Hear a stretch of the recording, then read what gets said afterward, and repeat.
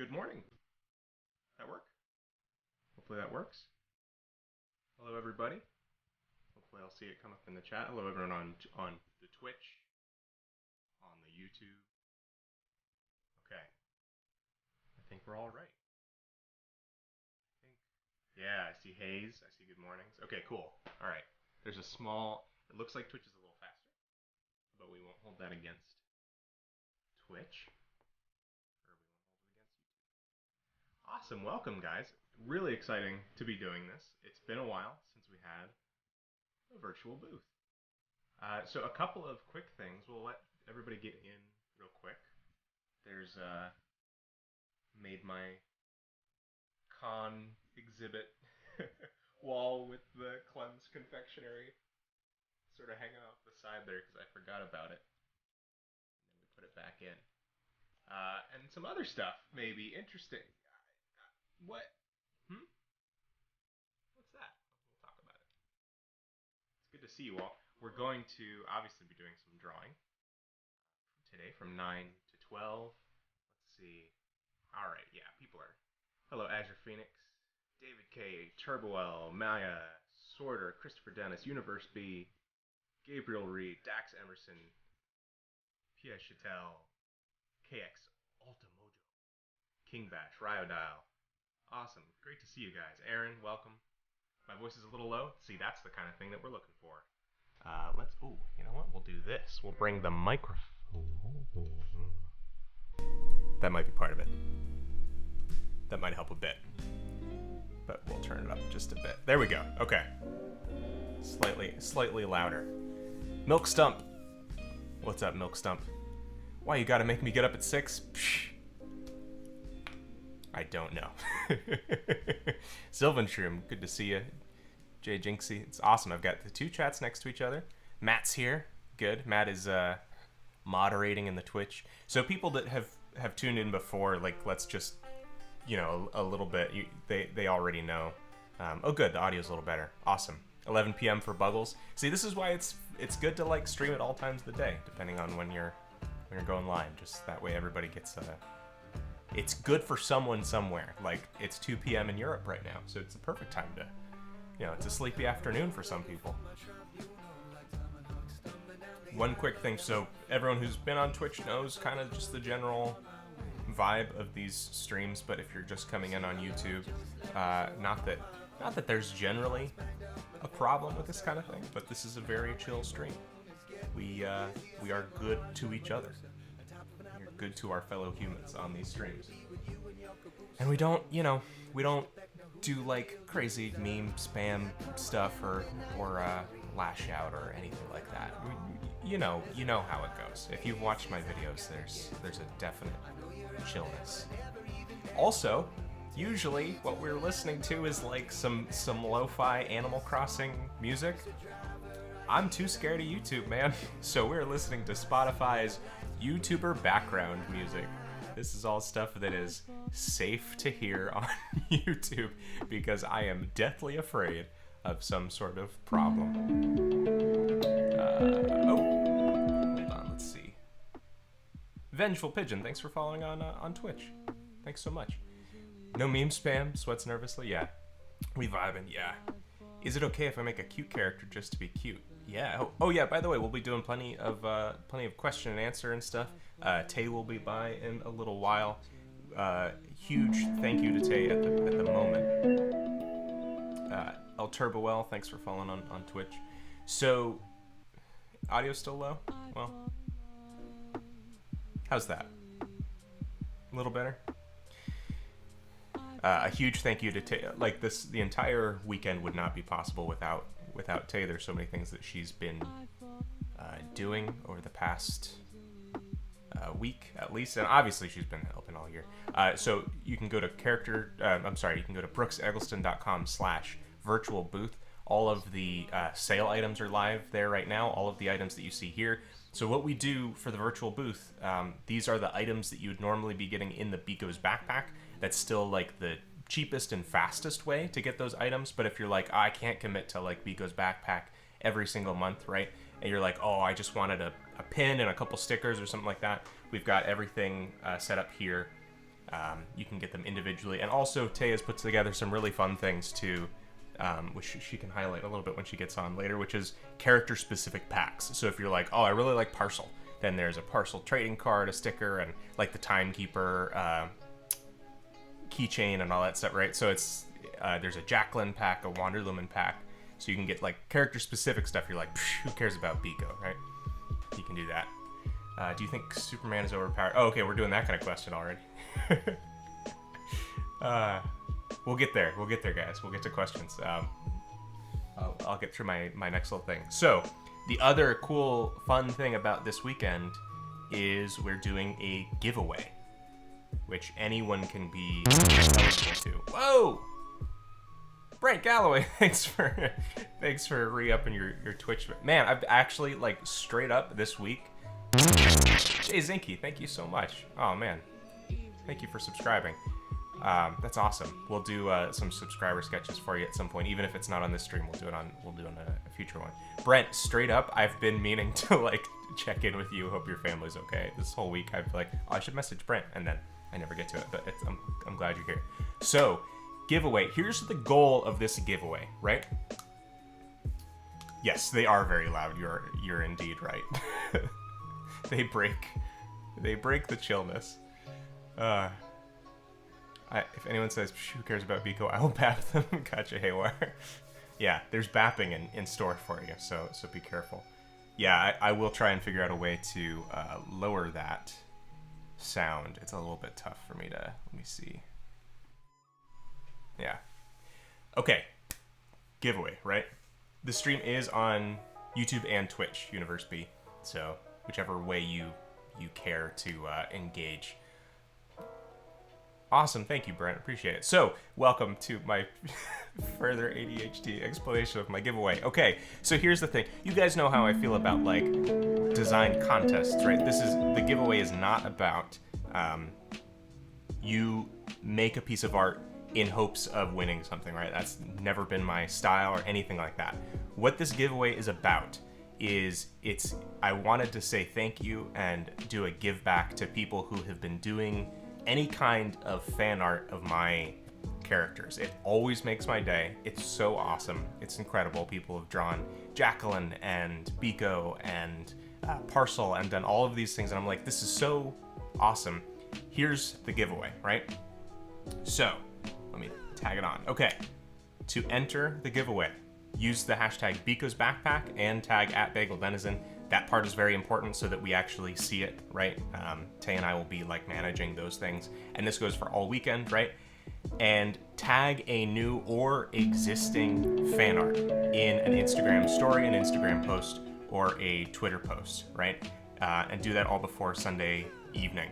The reason for that is, right, I know a lot of people, like say Nicholas Cole or Cam Kendall wanted to like, enter this giveaway, but I understand completely. On your Instagram feed is like this curated. I'm not just gonna, throw a post back up just to enter a print, right? But your story, you can like throw it into your story, right? And it's all gooch, right? It's all Gucci. So Instagram story or Instagram post with the hashtag Biko's Backpack. And I'm serious, guys. If you've already done some sort of fan art relating to character design for it, any characters have done or anything like that, just go ahead and throw it back up. That's the whole goal with this, right? And what do you win? Well, something that you can't get anywhere else. I wish the camera setup was better here because this thing is absolutely beautiful. Like the colors are so desaturated on this right now. This came out. It's this beautiful high-res glossy. I'll sign it at the bottom. It's the whole Stormfeller's crew. It's art you've seen before, but I think it's just a really great print, right?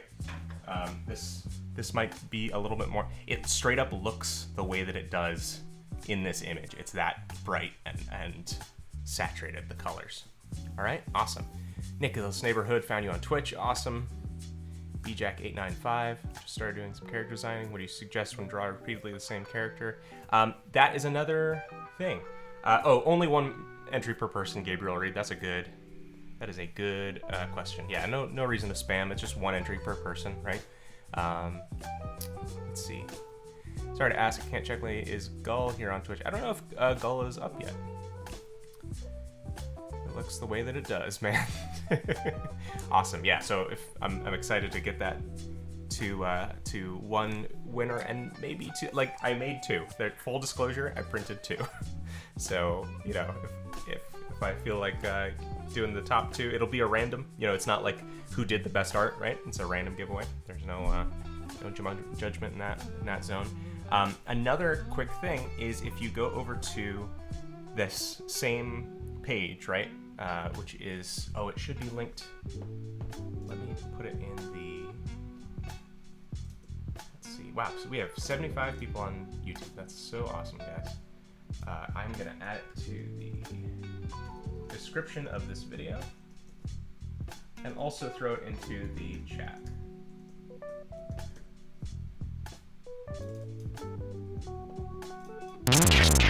Whoa! Milk Stump, thank you so much, man. So, at the virtual booth page, thank you for subscribing. Baggins' Milk Stump, the name you go by. Really appreciate it, man. Great to have you. If you go to the virtual booth page, if you scroll down, I know we're still in the preamble here, it's first 10 minutes or so. Thunderwolf, welcome. Hello from Israel. Ooh, that's so awesome. Welcome. Noah Katsir. Awesome. Great to have you. So scroll down and there is a sign up for our newsletter. If you're already on the newsletter and you haven't like unsubscribed or changed emails or whatever, you should be getting it today. Tay will be sending it to you. But I made it just a quick update, new version of the character design survival guide. It's like a short little ebook of like when you're struggling with a character design or you're kind of getting started and you feel like sort of amiss, right?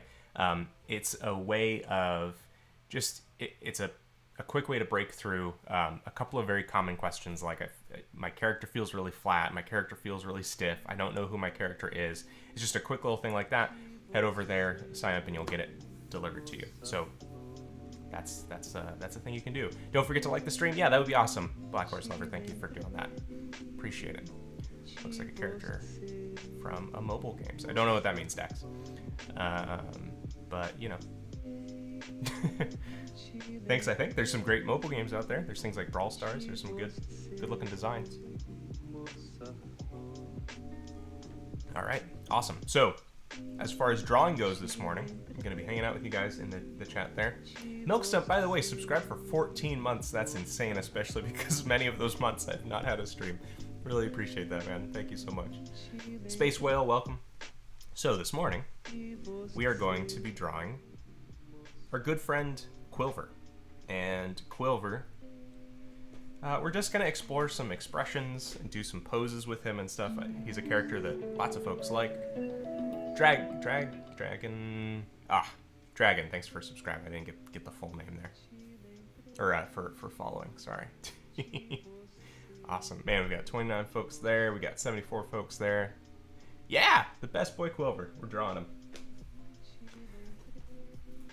As you guys probably know, I've mentioned in the past that drawing on stream it's an interesting thing to do, right? You're kind of splitting your already just to look and make sure everything and like check the chat is like taking up my entire brain. So now we're gonna do something it's usually a little tough to do on top of that, which is draw. First time on your stream? Awesome, Isaiah. Great to have you. Sub sketches. Yeah, exactly. Yeah. Yeah, so all subscribers, which actually, Milkstump, now that you've changed your name, I think it's time maybe to give you a new sketch. We'll end up doing that. Folks who subscribe over on Twitch, that's their drawings going by on the bottom right there. So I don't think there's the same functionality for YouTube. We could enable it for Sunday maybe, but I think we'll just keep it for Twitch for now. I think the same for like super chats and stuff. I don't. Whatever, guys. You don't have to do super chats. I don't know, but whatever you're interested in doing. Quilver's excellent. Great. I'm glad you guys like Quilver. Azure said, I think he's adorable, but also looks like he'd hate me calling him that. Yes, that is totally it. Matt, that is exactly right. Thank you for posting that in the Twitch chat. Appreciate that. Matt is our wonderful moderator. on Twitch, and he is just being excellent at 9:30 in the morning.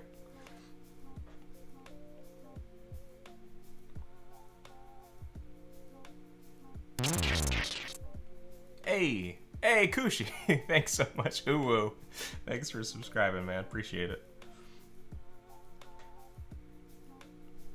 Same with Kushi. Subscribed for 14 months. And one day Kushi's just gonna show up at my door like, all right, I did my part. New or existing art also. Yes, exactly, Sylvan. Yeah, so if you've ever just gone like, hey, I want to draw one of them Brooks characters or something, throw it on up in an Instagram story or an Instagram post, you know, whatever. Just make sure you're tagging me so I can see it, especially if I haven't seen it before. What species is Quilver? Yeah, so all of the characters in Stormfellers, which is the universe that all of our guys here, Eco, Aetius, Glangor, and Quilver, are all they're all living on this this landmass where there's sort of mountains kind of cropping up around the outside of it. It's almost like a bowl-shaped island, right? Because of all of the mountains, that is constantly plagued by different kinds of storms that emerge kind of from the center of the island. So all of the creatures, does not like answering your question yet. I'm just giving a quick refresh of what we know on Stormfellers. So he is definitely based heavily off of like porcupines and like squirrels and, you know, like a couple of different creatures like that. However, the way that Stormfellers works is like they're all like pseudo like honestly taking some inspiration from like the Muppets, right? From Jim Henson's sort of style of just like they're sort of monster creatures that aren't quite one specific thing, right? Awesome. Yeah. I love how it's actually early over there and I'm waking up at 2 p.m. Hey, man, you know, quarantine's got us all on different schedules for sure than our norm. 10 p.m. for Saber Squid. The name is Bagel Denizen, Ashlong. On Twitch. Twitch.tv/Bagel Denizen. That's where I'm at. Saber Squid's in Australia. Oh, awesome. I have many friends at the company Procreate in not quite Australia, but Tasmania. Inkson, thank you so much for following. Shreyas, ready? Yeah, you're a little late. We're about to wrap up. No, we're just getting started. Great to have you. Here, I'll say what I say at the end of every video, right? If you make it to that. My Instagram, Twitter, and Twitch is @BagelDenizen, right? That's what I always say. Oh boy, it's Shoots is now following. Thank you so much. Oh boy, it's Shoots. Oh boy, it's a verb. I love that name. Oh, it's Boot. It's Boots. It looked different on my... Oh boy, it's Boots. Hey, Froggo, what's up, man? Great to have you. I thought it was oh boy, it's Shoots, which I thought was funny because it was like a verb name. Matt! Ah! Important question. Have you ever heard the tragedy of Darth Plagueis the Wise? It's not a story the Jedi would tell you. What are you looking forward to most this weekend? Having a good stream, I think. And also, I know that Nick is doing some live streams. My buddy Nicholas Cole, he just launched his art book digitally. Good stuff. Let's see. Brooks, I love the little jingle sound of the lantern. Yeah, thank you. It's countered out by that Ness bat crit hit every time someone subscribes on Twitch, which I wish I could turn the volume down on. Thank you. Would love to see an illustration of Quilver ranting up at Glangor. I imagine Quilver is the shortest. He is, definitely, and therefore has the shortest temper. Oh, that's a good... I like that. It's sort of like the little man complex, right? Short person, short temper, in the case of Quilver. Thank you, Smokin' Ash. Thanks for following. Pool, what's up, Robert Pool? Did you already explain why your nickname is Bagel Denizen somewhere? You know, it's a combination of two things. I used to do a comic that was called... Also Bagels, which was when I was like a teenager, like 16 years old, right? Which was just I think that origin was like, oh, I thought it was funny to say also bagels as a non sequitur, because Teenagers love to say non sequitur things, at least millennial teenagers like me. And then I had another comic called Denizen. You can see more about that in a video I made called Why My Comic Failed. So for a little while, it was kind of like a combination of those two words, but also like it kind of feels like one of those, it sounds sort of like Brooks Eggleston kind of things, like one of those, if that makes sense. Do I like bagels? I do. So here's the thing. Tay, my wonderful wife, actually has a bagel for me off to the side here. I've taken exactly 2 bites of. I do like bagels. I try not to avoid gluten in general these days, but this is a gluten-free bagel. My theme song is amazing. Well, thank you. My theme song is by Vanillix Pavilion, who is linked in the Friends of the Channel section. Pretty late where Cacao is. Well, glad to have you, Cacao. Makes up for the tiredness? Well, that's good. Never eaten a bagel. Who eats bagels out of a bowl? Someone who doesn't like doing dishes and uses a disposable bowl. Save the environment. Hey, yeah, listen. Hold up, guys, all right? Before we start roasting me for eating out of a bowl. Frog JD2, I am sketching my character, Quilver.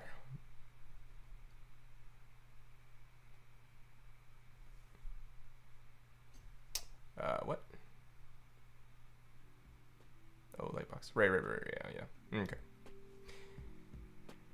Okay. Well, it was good to have you. Oh boy, it's Boots. Effective. Cinnamon raisin bagels. Yeah, see? So, let's see. Sorry, guys, I know I'm just mainly interacting with chat right now, which is fun for me. We'll do a bit more drawing here. So many crimes being committed at once. Is Stormfellers the name of the specific group, or is it the name of a type of adventurer? Yeah, it's basically Stormfellers is, so yeah, that's the kind of the next piece of that story, right? Is that these groups, traveling parties, are called Stormfellers. So the way that the group is kind of composed, right? We have, let me add my image here. Here, this is the print, right? Oh, it's taking up the whole thing. All right. So we have Quilver, who is able to, he uses like these quills of his, like darts basically, that are coated, or which we can definitely get into with like some of the art here. I'd love to explore like what kinds of quills he uses to do like, to basically like bring the storm, you know, just depending on what kind of storm it is, right? He's affecting the storm. And then Biko is a healer, so he's healing of himself, the other members of his party, in case they take any kind of damage from the storm. And then Aetius is kind of the most important member of the party. He's a storm conduit. So say there's like some kind of lightning storm, right? He's actually absorbing as much of the power of the storm into himself, because he's, you know, for whatever reason, either his species or certain people born on this island are able to do that. Without it affecting them the way that it would us, right, if we were struck by lightning. And then Glangor is he's our tank, man. He's our big, giant frenemy crab, right? So they all have a role to play sort of in this group. If it was just Aetius out there by himself, it probably wouldn't work out too well. So that's Stormfellers. My vote's on Asiago cheese bagels. What's your favorite kind of bagel? Pink muzzle's very bright. Okay. Oh, okay, Vicky T. All right. All right. Quills of Clover, that could be a book title. Don't forget to like the video. Yeah. Rock that scooper. Absorbing lightning's a cool ability. Yeah. Did Parcel do good? Yeah, Parcel's been great. Question why we'll be on Lightbox. Yeah, this is Lightbox, basically. It takes them a step away from color schemes we're used to. What is the giveaway? Hey, Shreyas, you don't have to spam questions. There's a little bit of a delay, and I'll get to your. Uh-oh. There we go. Sorry, lost the iPad stream a little bit there. Appreciate that. Yeah, Jaden, the giveaway is So the giveaway is to get this print, right? Let's get it a little bit smaller. To enter, you're gonna, if you, especially, it's basically a thank you to people who have done fan art before. Tag new or existing fan art in an Instagram post or story or a Twitter post before Sunday to get a Stormfeller's 13x8 high-res print that is honestly super beautiful on this printer and is exclusive. You know, it's not available in the shop or anything otherwise. And that's the giveaway. Maybe I'll put it up there. Nah, we'll go back to it, right? I've got some videos queued up for breaks and stuff. Oh yeah, no problem, Shreyas. Yeah, just as I used your name, but it's kind of for everybody, right? No, not really trying to call you out. No problem. Is he bipedal or four-legged? He's both, kind of. If you think of a squirrel, right? A squirrel will stand up on two legs and eat the acorn berry stuff, but also when they run, they go on all fours. When did I come up with the idea? Very gradually, Alice. Very gradually. The storms, are the storms like kaiju, Stephen? That is a very interesting question. Very interesting question. Max has a... Wait, Brooks, do you know Wolf Den IRL? I do, yeah. I mean, I've never, like, face-to-face with Bob, but I do know Bob. In your video, tips to make character. This is okay, Max. Before I even get all the way through this question, this is like the at the Comic Cons when they're like, in episode 4, your character says, all right, tips to make your characters emote and express better. Around 5 minutes, you say that one should draw face expressions in 3/4 view. Why practice 3/4 instead of face forward? So there's a couple of good reasons for that, right? So when you're looking directly face on with something, one tendency that some artists have is to draw symmetrically. And not saying that you shouldn't do both, right? Have Quilver eat a bagel in a bowl. I was promised. Hey, what's up, Drew? Welcome, man. Bagels in a bowl, that's what we got. So a lot of people will draw like in symmetry straight on, right? But the other thing is that you also don't quite have, if you're just doing the face like this, everything, it's very easy to read things as flat as you're doing them, and you're not really giving any kind of attention to like the dimension or thickness of the face, right? Because if you turn a face sideways, you do not just have those features like that, right? So almost, right? But the way that the face actually works is you have like the forehead and brow, the eyes are recessed back a bit, the nose sticks out, and then the jaw sticks out as well. So there's all kinds of things happening on the surface that way. The short answer is that because the face of any character, but mostly, you know, we're considering humans, is so complex that it's easier to draw straight on than in 3/4 view. So you just get a more fuller sense. All right, that's that. Okay. I was promised bagels in a bowl. That's a nice press. I don't do as much fan art as I used to. Do you make much fan art? I used to do more fan art. I try to when I can. It's mainly the bagels are in a bowl because it's a disposable bowl. Small face. Yeah. Oh, great. Thank you, Universe. Thanks for coming by. Shreyas, it's time to change that. New York bagels are probably the best. Looks a good boy for a good boy. Yeah, I'm almost... See how close I am to the bottom of it already? Do you watch any cartoons?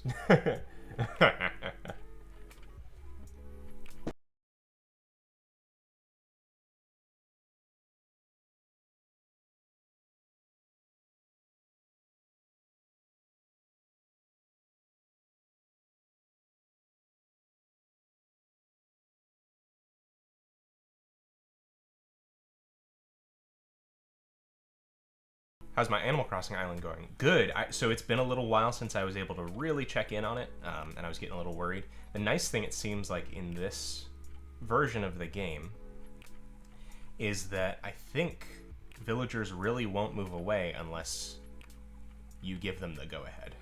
So I did not have anyone move away while I was away for like a couple weeks, from not booting it up. It's been a crazy busy time the last little while, but it's going pretty good. I got a lot of the flowers that I was hoping for, which were mostly purple.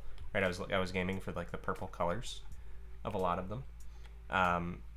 But in order to do that, you have to do a lot of hybrid messing and stuff like that. So I finally have a ton of purples, and what that means is I've left over like so many flowers, and so I've straight up just been digging up flowers and selling them like as my main it's my main task right now, because the island there is such thing as too many flowers. Yeah, you know what? I'm holding my villagers hostage. All right, I'll admit to it. Infinity Train. Yeah, we saw Saber Squid. We've watched the first season of Infinity Train. That was really good. I'm hearing great things from everybody else about the new one. Arting with Raichu, thanks for stopping by. Yeah, Stephen Clark. We've been like this close to running that same, like the Edge of the Empire Star Wars role-playing game. It looks really fun. I have all the dice and all the stuff. We're just getting a group that wants to do it, and your schedule is all together. This close, like literally three times. You've been away for 3 months. Oh no, I don't think Shep has left you. Aware. He'd have to come up to you and be like, "I'm thinking of moving away." Oh, I'm glad it was clear, Max. It doesn't feel clear on my end. CDF now stands for Character Design Florist. Yeah, I'll sell you my what is it, 300 bell flowers. Hello, Nacho. Frago, thanks for stopping by. I'm on for a couple hours, yeah. I'm here till 12 Eastern. And then we'll be back on Sunday evening. So if you're like, oh no, it's too early, I have to do work or whatever, Sunday night is going to be our next stream. Let's see. Bagel in a bowl merch. No. No, I think we will draw Quilver eating a bagel out of a bowl, because that's the ridiculous kind of thing that happens on these streams. This is what happens. See, if I just came with a sketch ready, then that's one thing. But because I did not have a ready sketch, this is what I've opened myself up to, is drawing at the whims of whatever ridiculous joke we're making, and I love it. I'm all here. I'm here all for it. Saber Squid, feel free to come back on, I think it'll be Monday morning for you, 6 p.m. Eastern on Sunday. Do you have any favorite random internet artists? Random internet. Those who just draw for random personal stuff, not under a big show. That's interesting, Robert. I guess. I mean, if you like checked who I'm following on Instagram or Twitter, you'd probably find a good, a follow is not an endorsement, but in general, there's some great people doing stuff. Generally, I like to follow people that are making projects, I don't care if it's, an official network show or their own personal project, but in general, like, that's the thing that gets me most excited, is people's, like, passion projects, or like they're developing something. Ovopack is someone who's really great. Nell, is it Nell? Not Nell Word, because that's an musician. I think Nell now. Quilver is a bagel boy. Yeah. Should I draw more with my arm or my wrist? Your arm, for sure. Make sure that the origin of your motion is coming from your shoulder, Nacho. And don't rest your wrist completely. Yeah. Oh yeah, that's true. I did the 6 fan arts of people that I like. So I did Nicholas Cole, did John Lauren, did AJ Howard, his real name, T Catch, Dina Norland, who you probably know from YouTube, and Cam Kendall. Gotta ask you this again. Any tips for getting started on digital?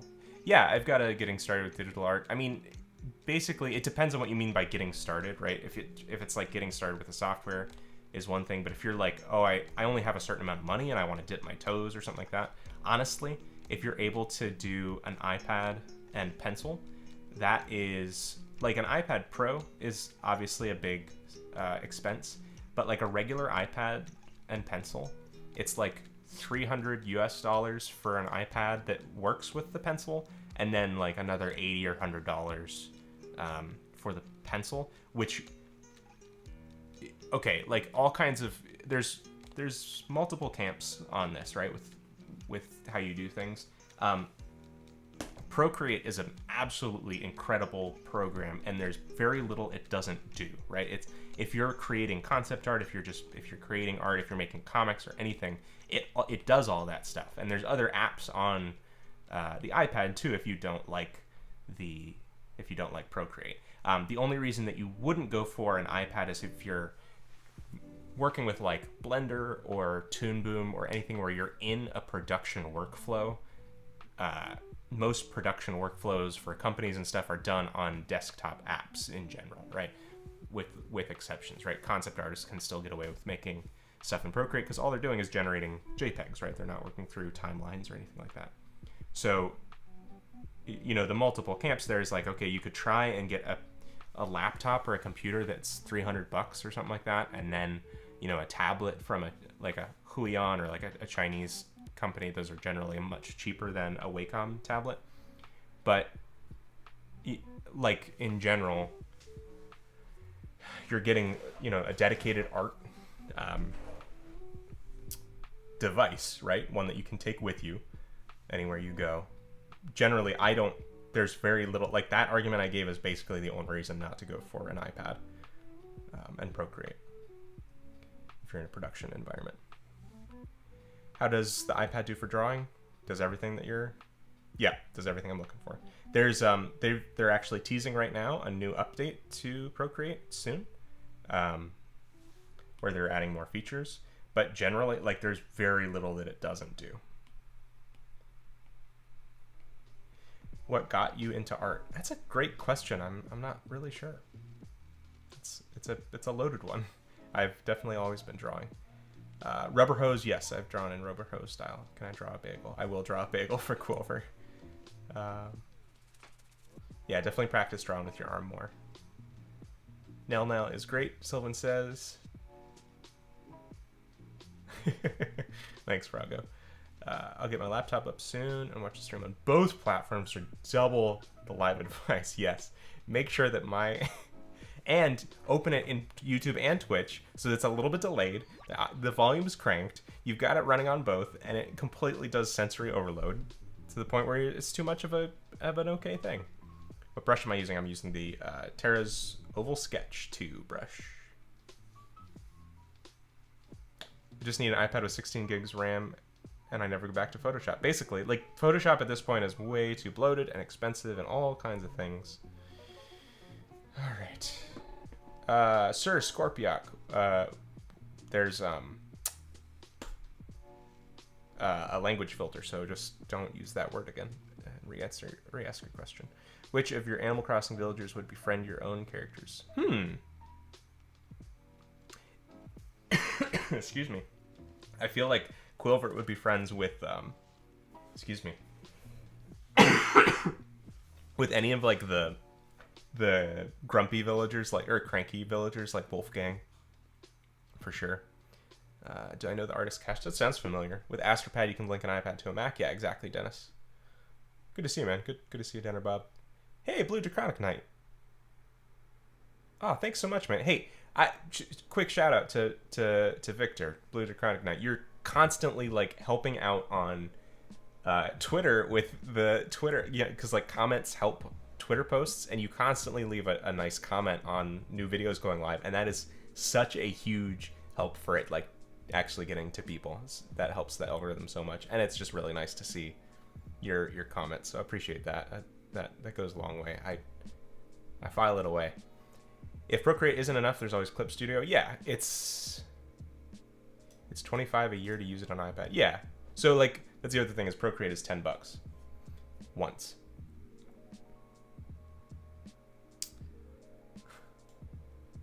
The first time Brooks content makes you anxious, right, is through too much of it.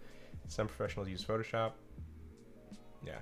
No, Photoshop. Here's the reason most people are still using Photoshop is out of habit. It's like I think they're going up to $20 a month to use Photoshop. How do you stop seeing your art as bad? Well, there's a lot to that. I'll get back to that question. My iPad screen, it's plugged into my MacBook, and it sees it as a camera.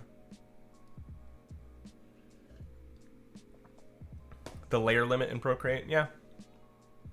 It's really, it's something you just kind of get used to. Shreyas ready? It depends. What kind of link is it? Like box. Yeah, that's what this is, a like box stream. Like box exp-ish. Let's see. So, advice for non-users of the iPad. Well, do you... no thing. What sort of advice are you looking for? Obviously, the art advice goes beyond just the app, right? Or the digital versus traditional, generally. So, the question before was... Let me scroll back up. Was from Sir Scorpiot of how do I stop seeing my art as bad? I think there's a two-pronged part of that, right? And there's an interview that I just did this weekend that will be going up in the next couple weeks that was really great. It goes into this topic a little bit more. The person that I was interviewing actually is, I don't know if anybody else is like this, right? But they actually have a fairly rare thing in the art community, which is a positive relationship with their work. And so I think in general people are very self-deprecating, right, about their work. Here's the useful thing, right? If you're a beginner or even not, at any time that you're not a perfect artist, right, it's helpful to know when something isn't good. Thank you. But the problem becomes when you allow the negative of a drawing, right, or some drawback of it to affect you emotionally, right? If you allow it to become an insecurity or an issue that influences your confidence, right? So the thing to do there is to separate out, right? To not say I'm a bad artist or my art is bad. Say, okay, I understand that this and this needs to be better, but I've done my best, right? You can still have confidence and like the thing that you did while still realizing that there's room to grow, right? Me especially, of anybody, I can see right now, especially because I'm not giving my full brain to this drawing of Quilver, right? I know that there's little things to fix, right? But I'm not allowing it to be I just might as well give up, right? Or I'm bad at this, right? It's a proactive mindset that is most helpful, right? All right, that's a long answer. From the Waffle House across the street. Yep, exactly. Thick or thin lines. You guys use most. Yeah, I'm back and forth on lines. Thank you, Cacao. Thanks for coming by. What are some posture-related things to watch out for when it comes to drawing? Well, look at me right now. I've got my knee up against the side of the chair. This is not good posture, but in general, I think the more free-flowing you can have your arm, the better. This is a perpetually refilling water glass. The water line's higher now. Riley Bat, yes, love Mystery Science Theater. That was when Tay and I were dating. That was a big. Well, that's something she grew up with a lot, and she loved Mystery Science. Maybe when she comes on in a little bit, she can talk about Mystery Science Theater. Like Mystery Science Theater? What? Who said that? Who said my favorite thing? Riley Bat asked if I've watched Mystery Science Theater, and I said no. I would not have married him unless he did. I'm waiting. There's going to be a delay, and then just a bunch of Tay. Teen Dennis couldn't handle the gap between taste and skill. Yeah, exactly. That's the thing is your start out, that's that whole taste gap thing where you're influenced by things that you like. You're obviously not going to be as good as those things at first, and you just grow toward it. Go Enzo Go is now following. Thank you so much, Go Enzo Go.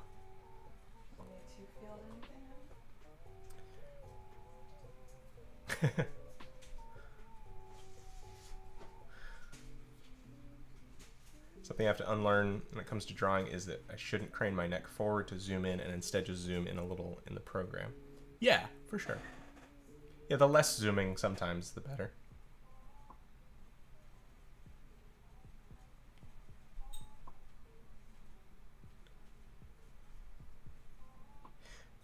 Oh, Shreyas Ready, that is when someone follows on Twitch.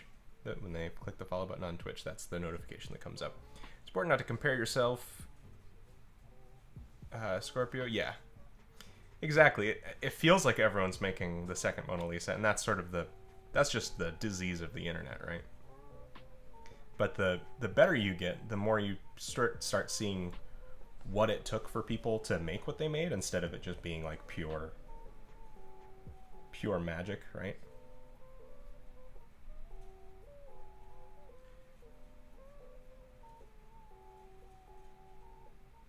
Is it ever all right to draw something that's based on a niche topic? Yeah, of course. I mean, of course, it's all right. I don't know what all right necessarily means. It's what you want to draw. But yeah, niche interests and audiences for niche things are always powerful things. I think too often it's like, how do I be an artist? Well, I guess I have to make Avengers fan art, right? And already there's a million people doing that just for the clout of it, right? Which is like, A, disingenuous, and B, a waste of your time, unless you're like really interested in doing that. So, but if you're trying to draw expensive headphones and no one else is, and there's already an existing fan base of those headphones, then yeah, that's a great way to get some eyes on your work.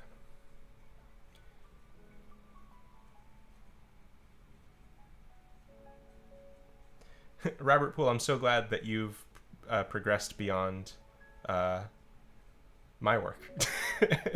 No, that's a cool. I'm kidding. That's a great feeling. Yeah, I've kind of gone through that same experience myself. Or you just, that is an unfortunate thing, I think, is like you start seeing, you know, a lot of the things that inspire you at first, you realize, oh, it's kind of like a magic trick, right? You like see how they do it, and then you're like, oh, I get how they do it now, and the magic is gone.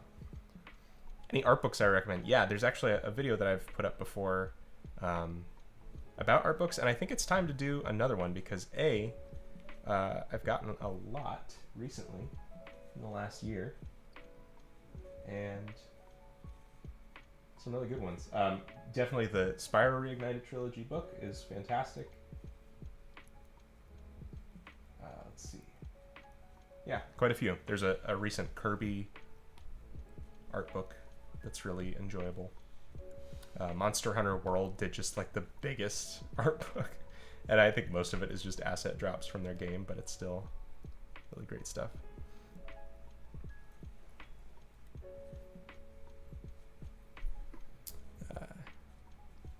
Oh yeah, well, there's always John Lauren is always incredible. Dennis, there's no getting away from that. Back in the old Roblox days, yeah. I'm completely kidding, Robert. Let's see. Ben 10. Yep. Download directly into my veins. Can drawing from memory or imagination stagnate your drawing improvement?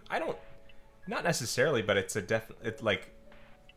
think using reference and having reference available, even when it's not directly the thing that you're drawing, is always helpful. You're silly. You're doing twice as much work if you're not.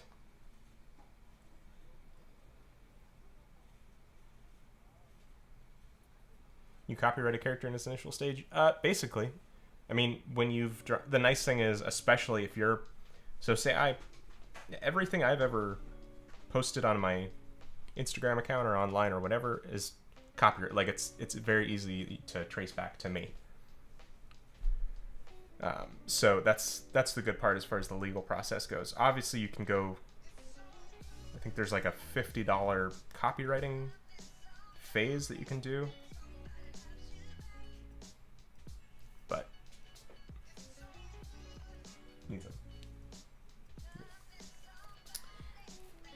let's see. Practice along doing heads and faces. Yeah, well, you gotta even out your practice with bodies now that you've done so much with faces. Do you ever get intense burnout? If so, your creative juices flowing again. Honestly, I experience plenty of burnout, and a lot of it has had to do, especially this last couple months, with not having enough input, right? I've actually made a ton of videos about burnout, especially in this year, Anacris, creative injury, all kinds of things. But basically, being able to take a step back. Shreyas, I don't really care about that. Like, usually burnout comes from outputting more than you're inputting, right? You're kind of draining out your sponge. And right now, a lot of that is happening because we're not quite getting a lot of the same inputs that we used to, just hanging out with friends and things like that. Is it hard to make money in the industry? No, it's not. I mean, relative to what?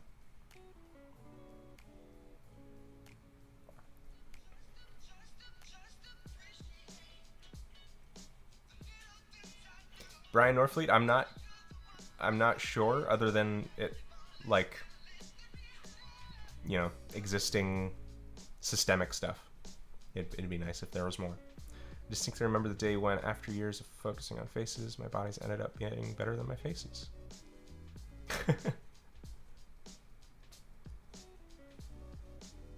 Taking care of your hand. Well, one thing for sure is to avoid carpal tunnel. A lot of times, what'll happen is you're kind of drawing like this with a bent wrist, and that like cuts off circulation and can cause a lot of pain. So whatever you have to do to kind of change your overall setup to get your wrist as flat as possible, right? So that now, like, see that difference? That's a big thing. I'm drawing human anatomy. Do I have to know all the bones and muscles in the body, or just know the shapes? Generally, just the shapes. It's helpful. Helpful, but not necessary to know those really in-depth things. And it also depends on what you're trying to do.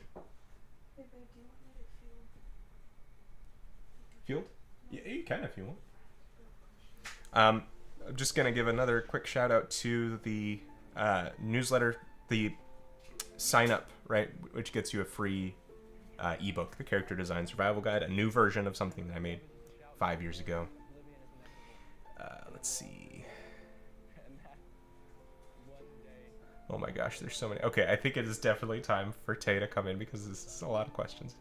Okay, hold on. My stupid computer just died. Oh no, you're fine. Don't worry about it. How to draw bare muscle? Just study. Yeah. Do you want me there next to you, or just? Oh yeah, you can come next to me. That's fine. If you're okay with being on camera. Oh yeah. Yeah. It's fine. Cool. It's the little stool. Oh, it's the monitors on it. All right. Let's see. 100 people on YouTube. Oh, that's awesome. That's so great.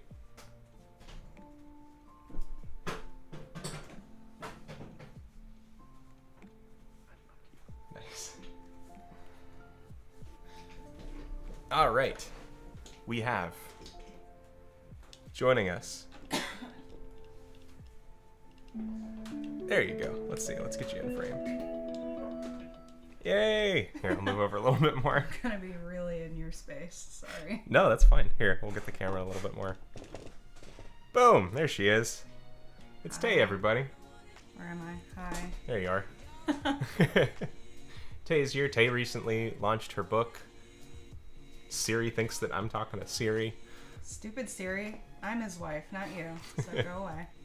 There, look at all the Tays coming through. Ah. Hi, everybody. We are so excited to be with you guys today. It's so good to see everybody. I mean, everyone's names. Brian Norfleet, do I have any teaching material? Absolutely. LearnCharacterDesign.com is a course, and the ebook is a free the survival guide, something you can get on the newsletter, and of course the book is, I know you're just The Lady Bagel Dentist. the Lady Bagel. That's my favorite. The Lady Bagel. I am Mrs. Bagel Dennison. I changed my name to Taylor Bagel Dennison. So here's the damage you've done before you even came on stream this morning. They asked if I've ever had a bagel, and I was like, yeah, I have one right here. And they're like, you need to draw Quilver eating a bagel out of a bowl. Because who eats a bagel out of a bowl? Us. I'm being cyberbullied. Because we're lazy and we don't want to do dishes today. Yeah, exactly. How to develop an art style, how much for the course. The course is, you can get the modules on Gumroad individually or all together, and you can see all the pricing stuff on the site. So it depends on how you go about. Oh, Dennis wants to know if you like the reboot of Mystery Science Theater. Sorry, Dennis. Not a fan. But I'm one of those people that's a really diehard original person on almost anything. I'm pretty stubborn. It's not okay, but it's who I am. For what it's worth, I was definitely like, I had a more open mind to the reboot. And it's okay. I don't think we've watched more than a few. I think it got better, like in their second season, for sure. Sorry. That's okay. All right, I'm just noodling with Quilver now. Obviously, like answering questions, like I'm just noodling. I'd like to do some more expression-y stuff with him. I'm a half face in the corner, creeping on you in your space. Oh, I'm a giant face. There we go. There's a better face to fill the frame. No. We've also lost the booth in the background. Real quick reminder, folks, on the... Oh, hey! Oh, we have a little virtual booth sign. There we go. Hey! Virtual booth sign. Forgot about that from last time. Okay, giveaway, right? Giveaway. Giveaway.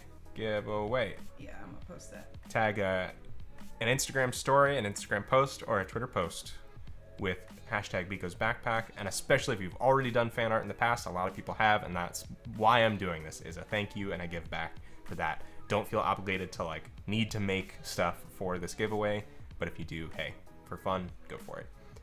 You'll win this print that is beautiful. I showed it to Tay last night and she was like, ow.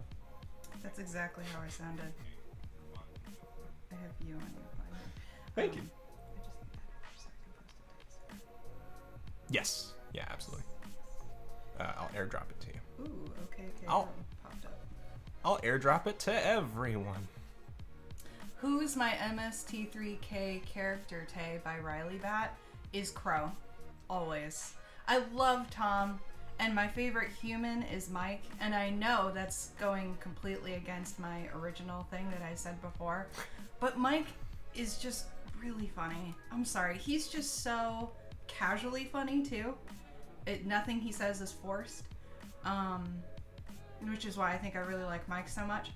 But I love Crow and I love Tom equally for who they are individually. But Crow is really my character. Haywire's gotta go. See ya, Haywire. Oh no. Bye, Haywire. Glangor is what makes it beautiful. I don't know what that's in reference to. But it's true. Oh, the print, but it's true. Don't question it. Glangor is what... I want like a super knockoff t-shirt that says Glangor is what makes it beautiful. Without a picture of Glangor. Bikini shots, Glangor. Yeah. Mackenzie says Tay should read the questions. Yeah, yeah, right. I should. That's why I'm here. Sorry, okay. I've never had a 100-person live stream plus Twitch. That's why I'm like overwhelmed. I'm doing like 5 other things myself at once, so I'm also distracted. Okay, so all having to do with the stream. Did you see Victor Helm's question yet? What do you do when you can construct bodies and such, but have trouble with designing pleasing-looking poses? Yeah, that has everything to do with, you can do good bodies through construction and anatomy, but gesture is where you're going to get the best help. So practice with gesture is a big part of that, doing life drawing and figuring out the sort of the through lines and motion of existing poses. Even finding and pushing, like just a regular, like say it's, you know, some idiot with headphones on sitting at his desk, right? But you can add some extra motion and exaggeration to it to make it look pleasing if you find sort of those core shapes. So that's actually one of the pages in that ebook from that's on the newsletter sign up is like my characters feel stiff, and that's a huge part of it is gesture, finding the S curves and motion. All right, nice, good question. I'm sorry, I'm still trying to do this Instagram. No, you're all good. You're all good. Mark Morbido says hello. Get out of here, Mark. Hi, Mark. You can stay. No. But is Petunia with you? Yeah, is Petunia. I don't know if... Yeah, Mark, I'm sure Mark is fine with sharing this. Mark and his wife, Alyssa, just adopted a blind hedgehog named Petunia, and she's shaped like a friend. Okay, so other questions are, what helped you do colors and values from Ted Grizz?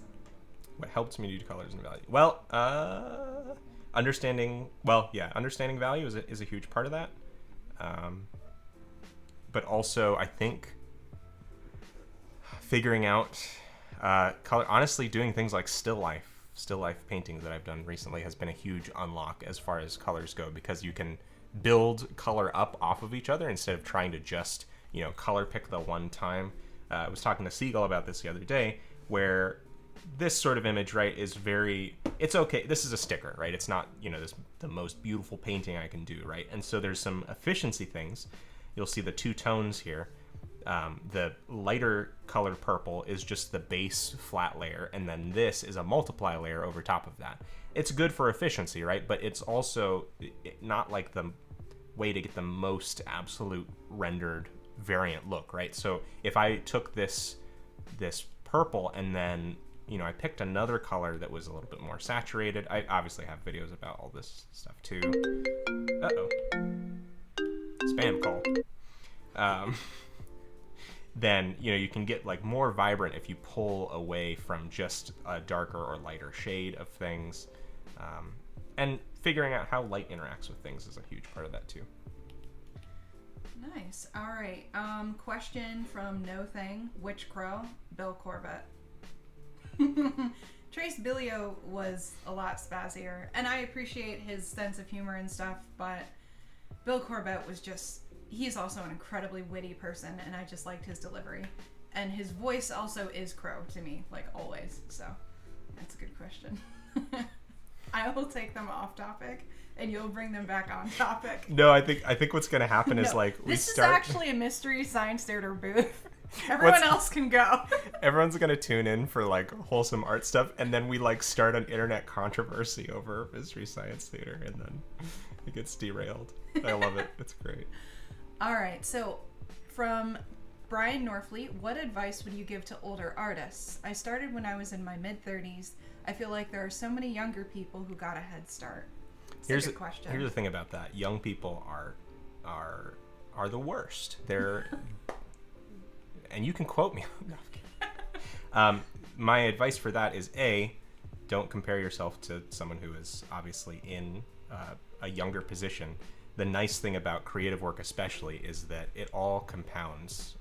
So you have done unrelated work in your life, but a lot of life skill things and things that you're able to say because you've been through more in life are going to be it's not only going to bring you up to speed with other like younger folks, but it gives you an advantage over them. So playing to your strengths is going to be a helpful thing. Obviously, you're not going to go, you know, just it's not the same as athletes, right? Where just a younger body is going to be in better shape or something. But even in that case, like there's people who their experience sort of outweighs the fact that they're older. But you're also not going to go out for the same like 12-hour-a-day storyboard or animator positions that like almost companies are like exploiting people right out of school to pay them very little and work them super hard, right? You're gonna pace yourself or choose things that kind of fit your strengths, that play to your strengths better. I made a video called "Are You Too Old?" for art, and we talk about Chrono Trigger, and that's it, and nothing else. Nice.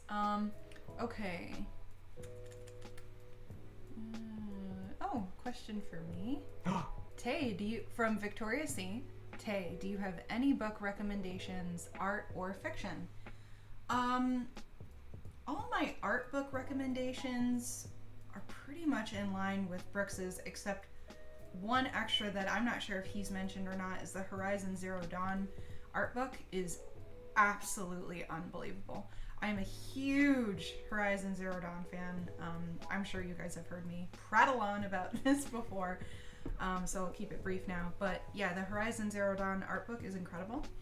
Definitely worth a look-see. And then fiction books. I could take up the rest of the morning with suggestions for fiction books.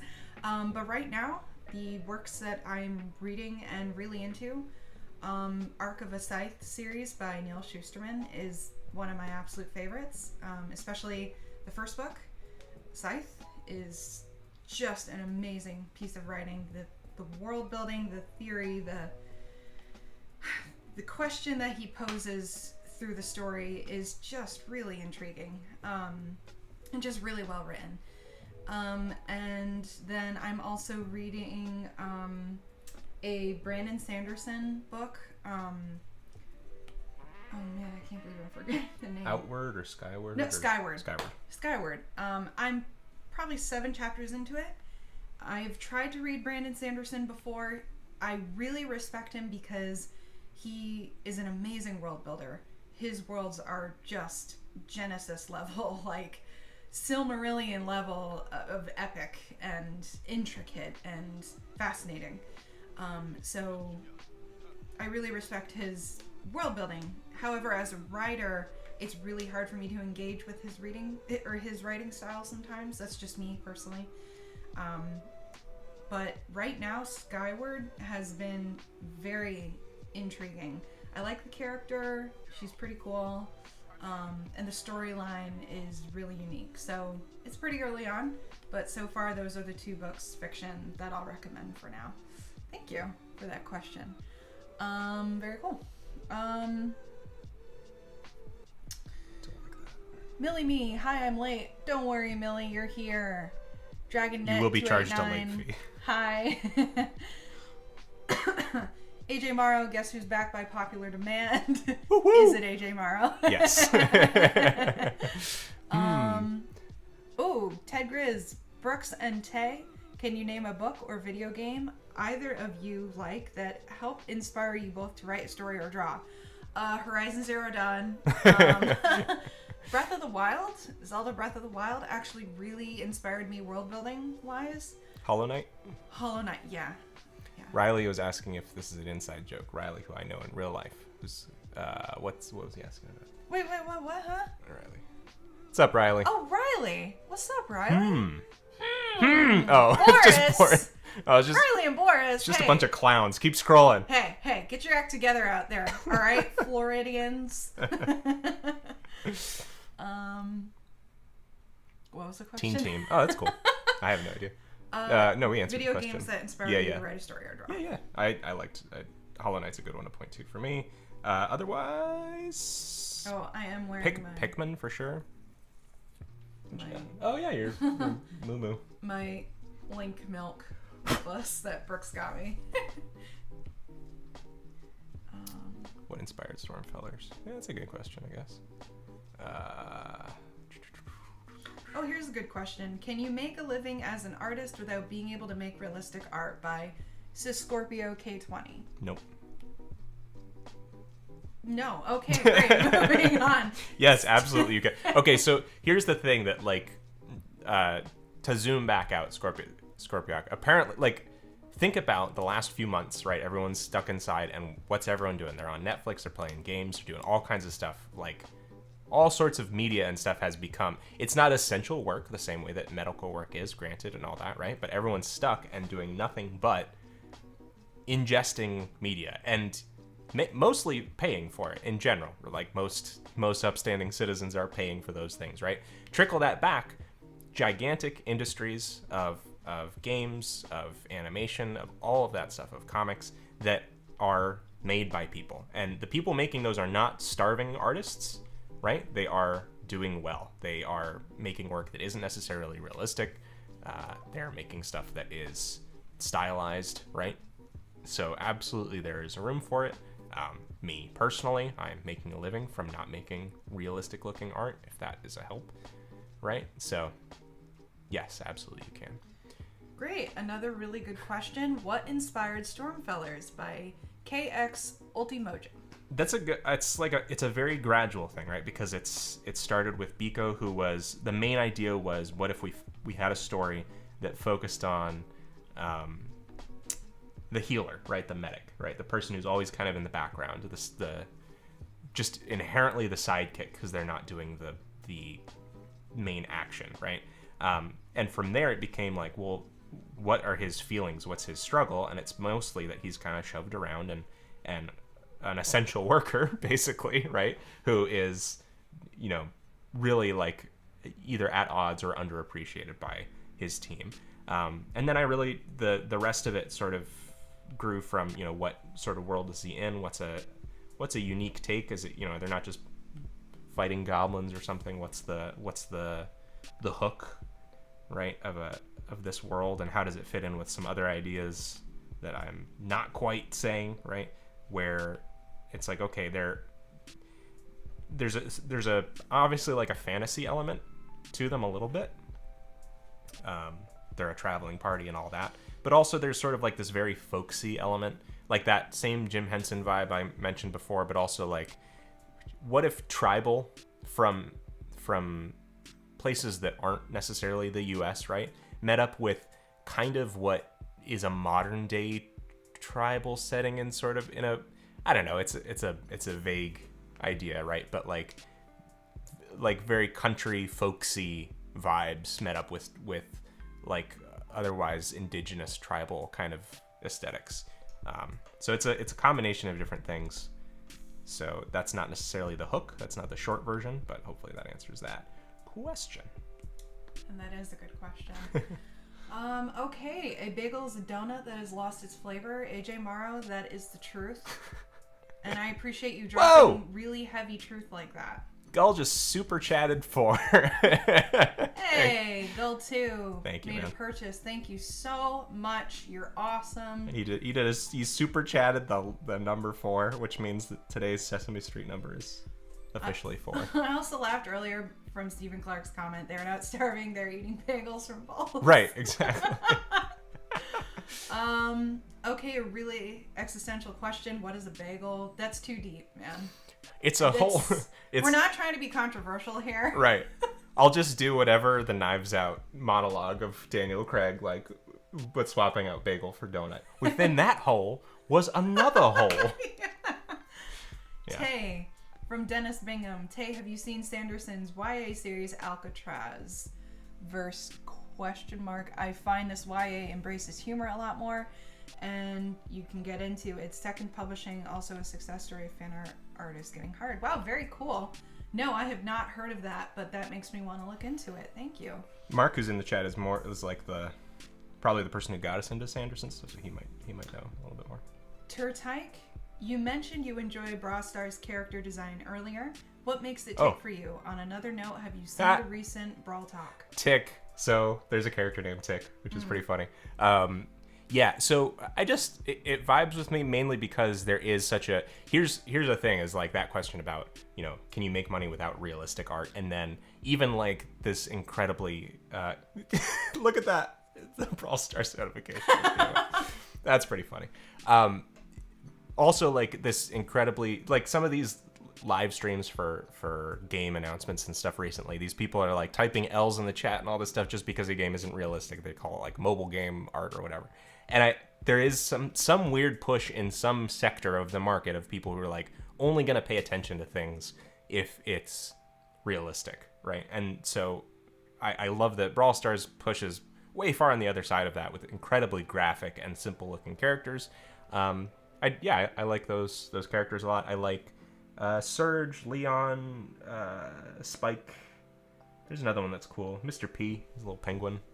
And so their recent Brawl Talk was really interesting, and I actually came to Tay and was like, that stupid game I play on my iPad? They just completely blew open their world building, and it's all this very like post-apocalyptic like Disneyland setup where there's something incredibly sinister happening, where they're either using the theme park to like harvest or do experiments or whatever on people. And I think it's kind of cool that like a mobile game went that direction, and they've been planning it for a while. So yeah. Nice. Okay, so Carrie P, I struggle with creating fantasy clothing, both armor, village clothes, royalty outfits, etc. So I'm guessing she's asking any suggestions. I mean, obviously, use reference and maybe trace over the reference to find like the underlying shapes of the things that you're trying to create, right? Shapes are very forgiving. You can use one shape to define something else. But if you're looking for a vibe that already exists, try and find, instead of like realistically tracing or sketching or like finding the extreme detail, right? Find the underlying shapes. That's going to be more important. All right. Nice. Quilver's design reminds me of Crow from Brawl Stars, Turtike. Are there any, from Robert Poole, are there any in-progress ideas you want to talk about despite it not being super fleshed out yet? I think all of my announced projects are in progress. All but Yeah. Nothing really hidden here. Yeah. Is there anywhere I can find your original comic, Gull 2? Nope. Wait, what? No, I think he's talking about Also Bagels. Not really. Oh. I mean, there's a pallet of books at my parents' garage. So maybe I'll make them available at some point if people want. They're not great, but Oh, it's like 16-year-old books though. Yeah, Cool. Tay likes it. Okay, so Thomas McDermott. Yes, yeah. You saw that. Yeah. Okay. Opinions on Epic Mickey from Mackenzie Diaz. It's good. I didn't finish it, but it's good. I like Oswald. Nice. Okay. So a little tough to like the control. I think it was the concept outweighed the fun of playing it, I think.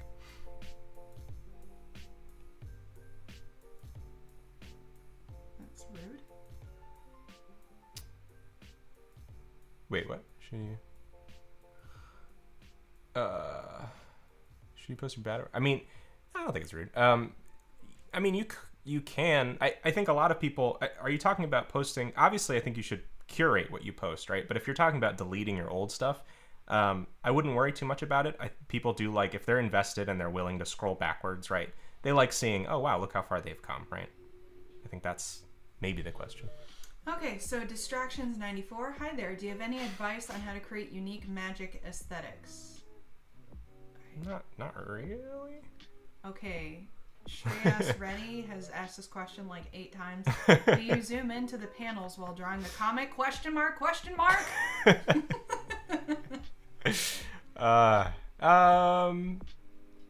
Yeah, I mean, so it depends on what step that you're on, right? So I think when you're working with comics, you generally want to start with, actually, this was a good suggestion that Cam Kendall made a couple weeks ago, which was start with a Post-it note, right? And that's a little bit along the same lines as thumbnailing, but just start with a Post-it note saying what you want to happen on the page. And I think that pulls you away from trying to cram as much as you can onto a page. And then you do what's called thumbnailing, which is basically you start drawing like this, right? You go like, oh, this is going to be the character, and they're going to be talking to this character. So in that way, you're blocking things out. You're getting a general plan for the page, and you're not focusing on details too quickly, right? You're like, oh, this is what's going to happen here. They're shouting out at this one. So that way you start really small, and then as you kind of expand up, you get more and more details. And I think zooming is a little bit of either a comfort or preference thing. But I think eventually, yes, but not necessarily at first. How would you approach writing a story with multiple characters? Could you answer that while you sit at the restroom real quick? Yeah. Thank you. Yeah. Ow. Okay. It's tight. Hi everyone. So let's see the question again. Let me see if I can find it. Right, from Prudels. Hi, Eggle. How would you approach writing a story with multiple characters? This is a great question, and typically what you need to ask yourself is, who are the main players? Who is going to be affected the most by the plot? Who is leading the story's message? So think about something like Star Wars, for example. There are so many characters and they're all very beloved, but they're not immediately introduced. They're introduced at intervals when it matters, when their presence in the story matters the most to the plot. So there's really a balance to be struck here, because if you kind of throw everyone in immediately right at the get-go, it can drown the plot, it can confuse readers, and honestly it can bore people actually pretty quickly. So just focus on the main characters at first, and then think about your supporting cast and when introducing them would affect the plot the most. Maybe a plot twist, maybe just a new friendship, or an enemy. So little bits at a time typically are the best way to balance it, but you know, every story is unique. So yeah, that's just my suggestion there. Yeah, good question. Let me see if I can get through. Wow, AJ Morrow, thank you so much. Watermelon Collie and 10 Megaswords. That's great. Thank you so much. Okay, you meant narratives, not characters. I take everything I said back. Sorry. Multiple narratives.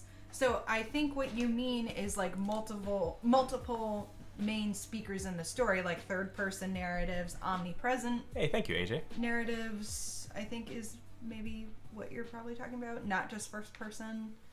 Let me see if that's actually what you mean. Probably sick of my rendering questions. What style would you call Nick's? I would call Nick's style volumetric rendering. Okay. Yeah. Nice. Okay, from Sorter. What makes a character both recognizable and memorable?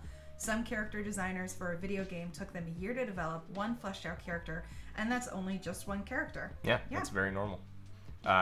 Tons of iteration, and I mean, that's the whole focus of the channel, right? It's hard to boil down to one specific thing, but shapes and silhouette, personality, all kinds of things.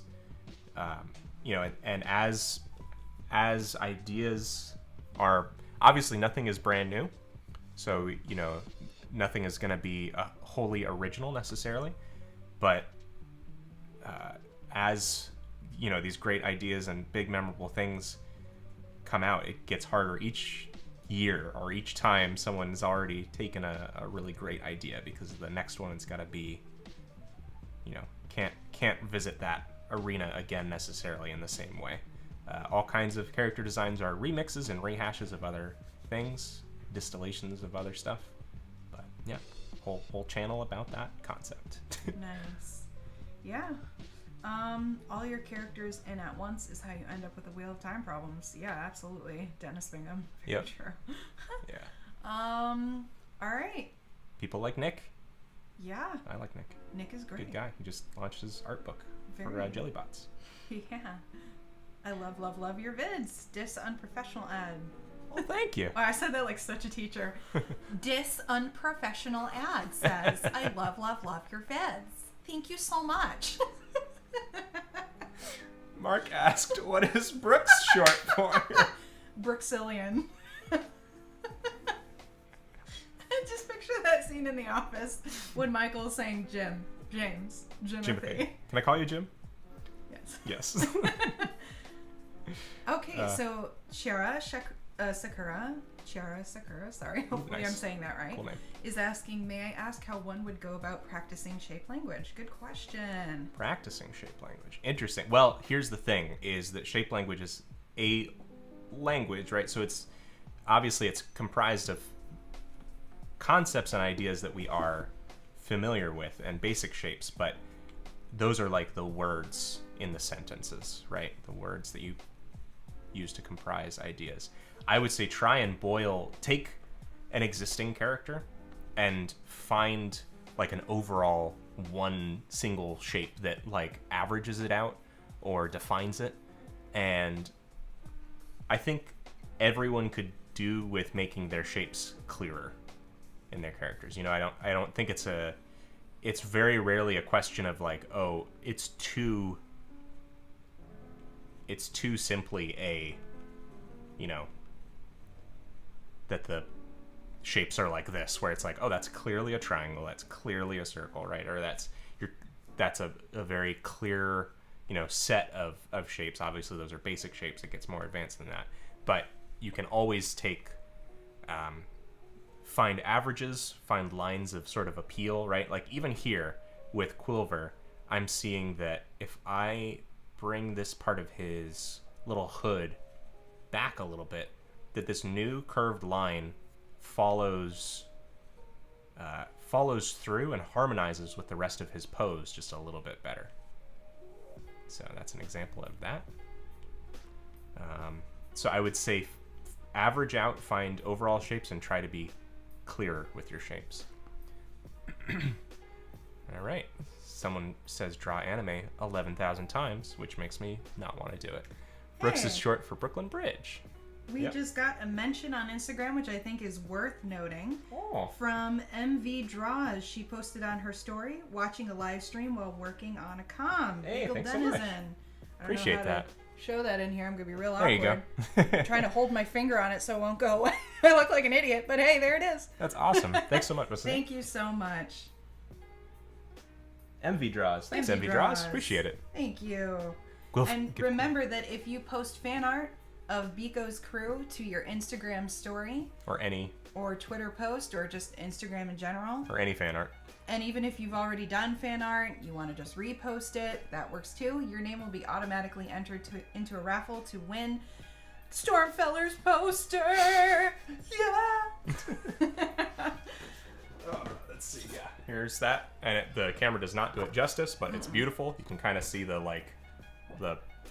the shininess, the saturation, the punch your wife in the face as you bring the poster over. That's all right. It's good stuff. All right, so very good. Got Quilver that Goku hair. Give Quilver. Collab with Polygon. I know Polygon actually. Yeah. Let's see. Yeah, we're all just gonna say anime now and bring all of our brains. We're just gonna say anime a lot. Okay, Guy, I'm not sure if you saw this. Yo, just want to say I'm about halfway through the drawing unit of the character design class, and it's working! LOL! It's working! It's working! Yay, thank you so much. That's awesome. Really glad to hear that. That's so great. That was young Anakin Skywalker from Star Wars Episode 1, The Phantom Menace. So, Dennis Bingham says, speaking of names, where did Bagel Denizen come from? Oh, yeah. Answered that earlier. It is a combination of two. Not only does it sound a little bit like Brooks Eggleston, it's a combination of the old comic, also Bagels, and a second comic that is also now old, which was called Denizen. There it is, people. There's the origin story of Bagel Denizen. Okay, Brooks is short for Brooklyn Bridge. Yep. Accurate. It's true. We're going to be taking Matt a poll at the end of the day of what everyone thinks Brooks's full name is. Oh, gosh. Vote, and your name will be put into a No, it raffle won't. to win a bagel and a bowl. It's false. It's so funny. The things that catch on. I know. It's pretty awesome.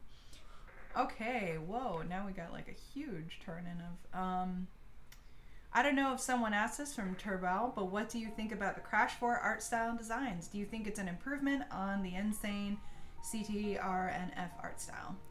Yes. This guy can't stop talking about it. Yes. Yeah, it's beautiful. And I mean, I know there's some bias there because I know Nick, and Nick is the well, I don't know what the legal amount I can say of his involvement, but he is very much a part of and to thank for Crash finally looking good.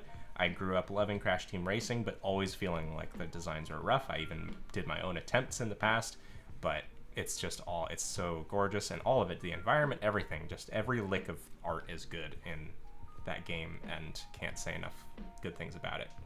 Huge improvement over all things Crash. And I will go toe to toe with anybody who thinks otherwise. So, Turtike, can we post on both Instagram and Twitter, and would that be considered as one entry? One entry, yes. Yes, good question. One per person. I would get a poster, but I'm a broke middle school student. Actually, it doesn't cost you a thing. All you have to do is repost or post fan art, and you could win it for free, stupid old channel. And that's not me editorializing. That's your name on here. Stupid old channel. Thank you so much for your support, stupid old channel. Okay. How should I start drawing? I recently subscribed by Kyoto. How do you start? How should I start drawing? Draw things that you enjoy and find and practice the fundamentals of art. And don't be so. New video this week that I know that not everybody watched. That was a critique roundup, and the main point of that video, if y'all go and watch it after the stream, is that when you talk about art fundamentals, right, things like anatomy, perspective, construction, they're very daunting sounding. They're very sterile and dry sounding. They sound like vegetables and homework and not really what you want to do. The nice thing is that it's very intimidating sounding, except when you're just starting, you don't need to be doing, it's not something that you just practice and learn and do once over. Someone who's brand new just breaks into the idea of 3D shapes, right? And then from there, like a more intermediate person can like build on those skills. So you don't have to like, it's not a race, guys. Okay, so nice. Isaiah A says, how to gain direction for your art after a long time of being stuck in a rut. Direction, that's interesting. I would say go back to things that inspire you and are exciting to you. Try and pull from different influences than you're used to, and try and refocus on what it is you're trying to say with your work, or what you're trying to contribute both to the world with your art, the core message, the core idea, your core motive, right? Yeah, all that life hacking guru stuff. Oh, okay. Nice. Let's see. I just want to keep saying stupid old channel. Stupid old channel. They probably like have a second account. Hey. You know what? This is actually worth asking. We have some people from the Philippines. This is really cool. If you want to put in the chat where you are viewing in from, that would be really cool. Mark. And then Mark is being hilarious. Mark says, Brooks, what would you say was your favorite game from the Ubisoft Forward September conference? I liked the one where old people are making video games for young people and use the same tactic every time. I like the one where it's like Tony Hawk jumped through a vat of pink paint and was handed a gun. All right, Shreyas, ready? India. We got some from Texas, Ooh. Florida, Brazil, California, Germany, New Jersey. Mark says, me too. What, Mark? Germany? Germany too. Sir, what is your favorite book? Says Kyoto. In all seriousness, yeah, the Scott Pilgrim getting released was my favorite part of that. But it's not a new game at all. Let's see. Favorite book? Honestly, like if I have to like just go for easy answer, and it's not, a literary masterpiece or anything, and it's not even one book, but the Redwall series when I was a kid is definitely something that stuck with me. Animals in fantasy settings, well written. Yeah. Liked it. Brooks and Tay, who's your favorite character of all time? Hard question, I know. Yes. Rhode Island! Oof. I love Rhode Island. Sorry, I had to just scream that really quick. Spain. Very cool. So, what would you say is your favorite character? Kirby. You love Kirby. I do love Kirby. We lost the iPad again. It's like a top 10. I have such a hard time with a lot of. Sorry, guys, trying to get the iPad back. With any kind of like definitive top 10 stuff. Hey, look, it's us again. We're gonna drop some frames now.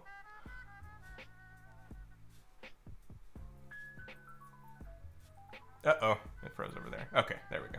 Hey, good. All right. We're back. Good. Audio. Yeah. So actually, top 5 or 10 characters is kind of tough. Actually, I will be doing a guest thing in something. I don't know if AJ's ready to say it. I'll be on one of AJ Morrow's videos soon, talking about favorite game characters. I would say, yeah, Kirby's definitely up there. I also love Klonoa, Hornet from Hollow Knight. Some just easy ones from animation are like Stitch, Miles Morales. Let's see. There's plenty more.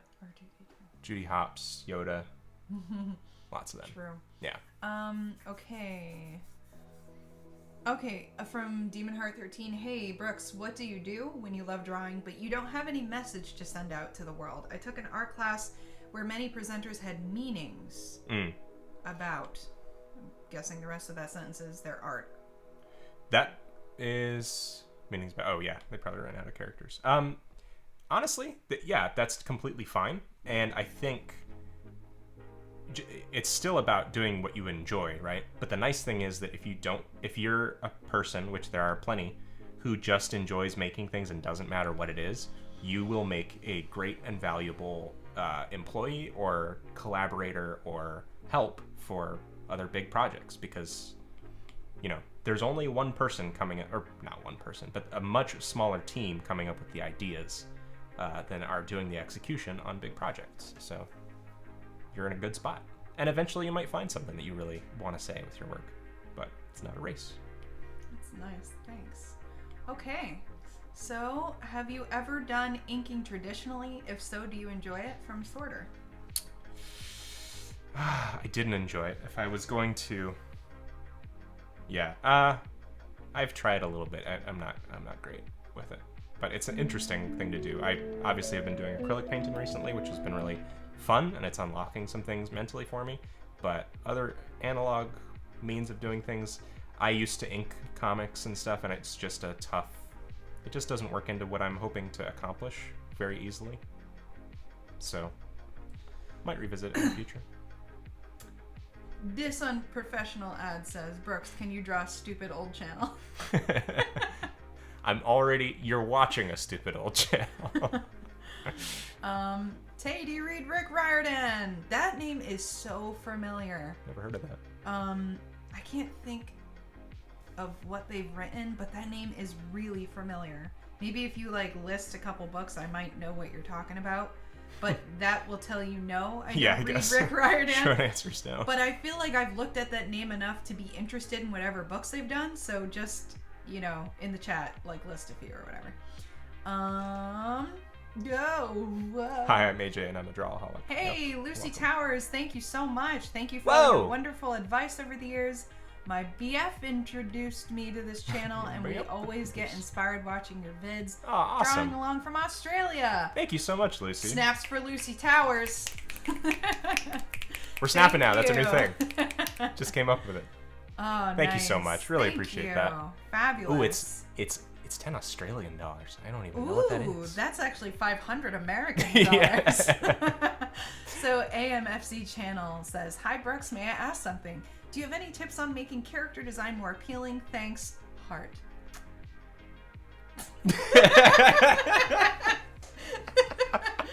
No, but that's a good question. Sorry. It is a good question. I made a couple videos on appeal before. So to me, my personal... This is all right. This is how you know I'm not plagiarizing anyone on this idea. Because apparently we have to say... That's a whole other thing. We'll talk about it another time. Sorry. Sidetracked. No, but my definition of appeal that you're not really going to see other people necessarily saying, I've even asked other people, how would you define appeal? And they're like, oh, it's colors, or, oh, it's, just make it look good, make it look cute, right? To me, it's like the flow of lines, visibly or invisibly, toward a unified center or point or direction within a design, right? So for Quilver here, let's say, it's a pretty easy one, right? It's pretty overt that a lot of the lines on him are sort of flowing like this. But I think especially in like a human design, it's important that maybe there's a center point in the nose that a certain unified line keeps radiating out of, or something like that, right? So yeah, that's how I would define appeal. So I would say finding patterns within your design and maybe harmonizing, making things, come to a point together. Here's sort of the difference, right? Here's an eye, here's an eye, here's a nose, right?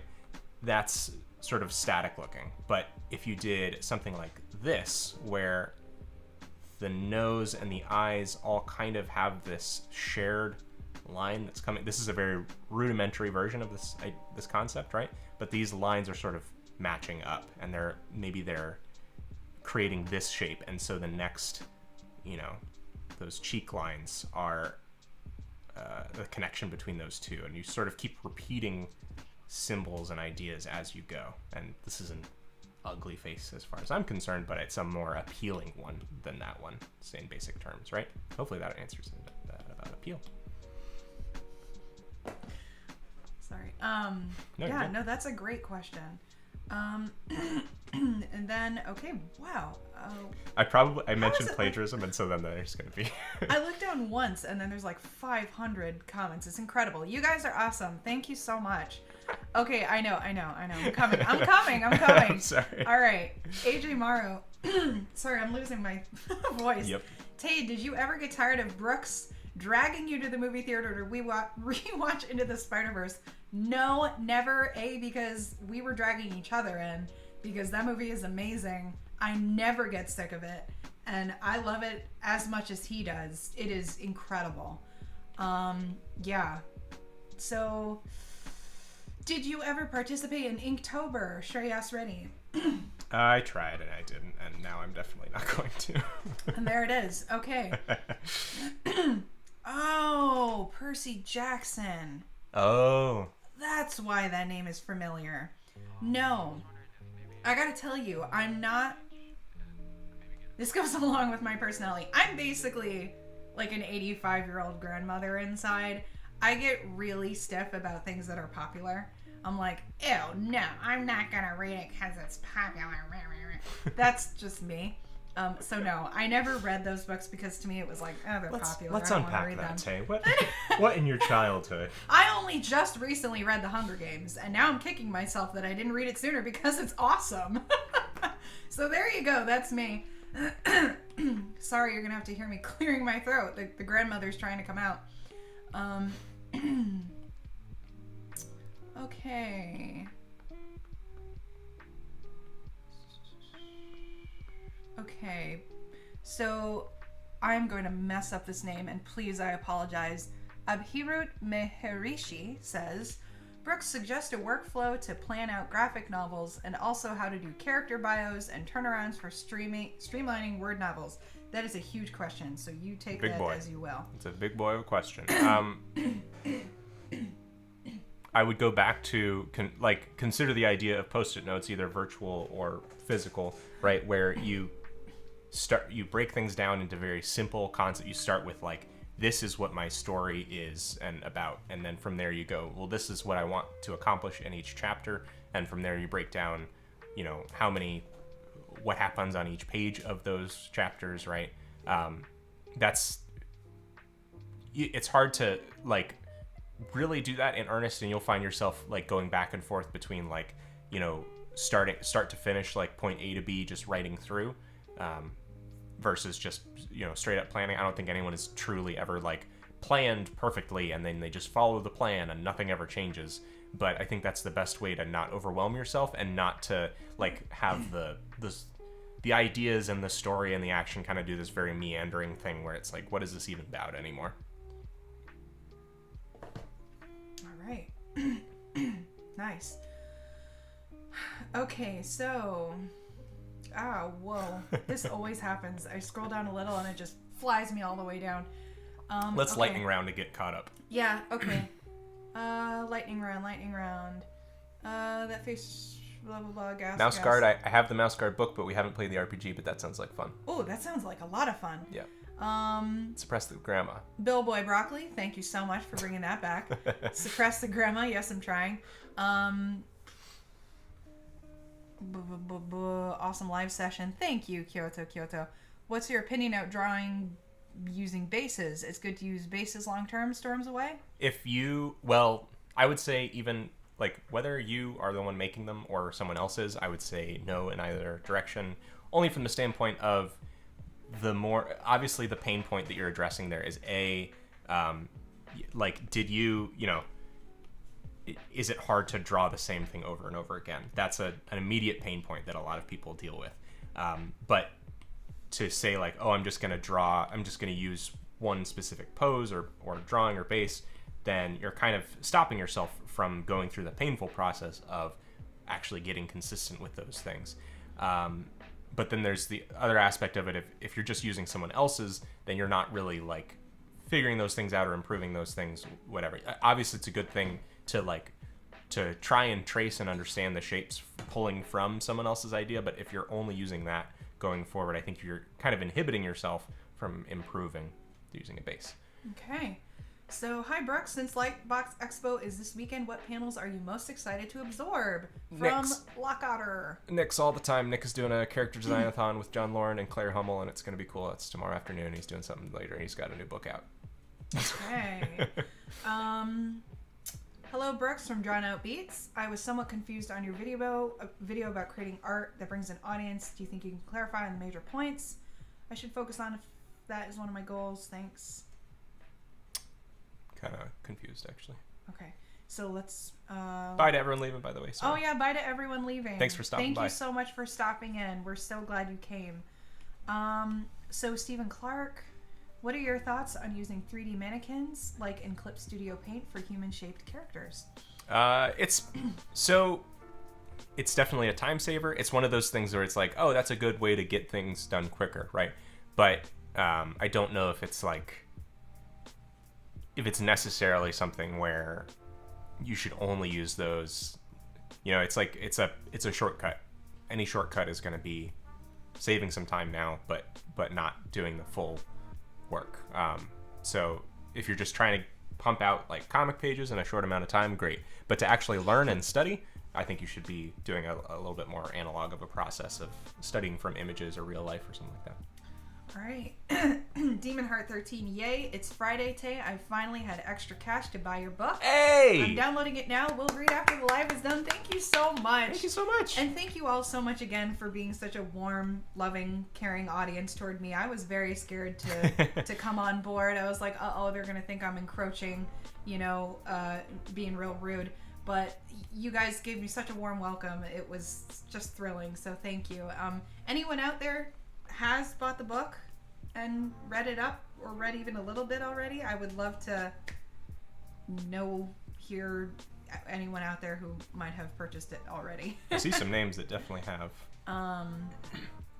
Yes, thank you guys for not being a jerk to my wife coming on board the way that, it's not it's something that on the internet it happens more than you think. Yeah, people can be real rude, but fortunately we've got a nice group here. Yeah, we've got some nice folks here. Okay,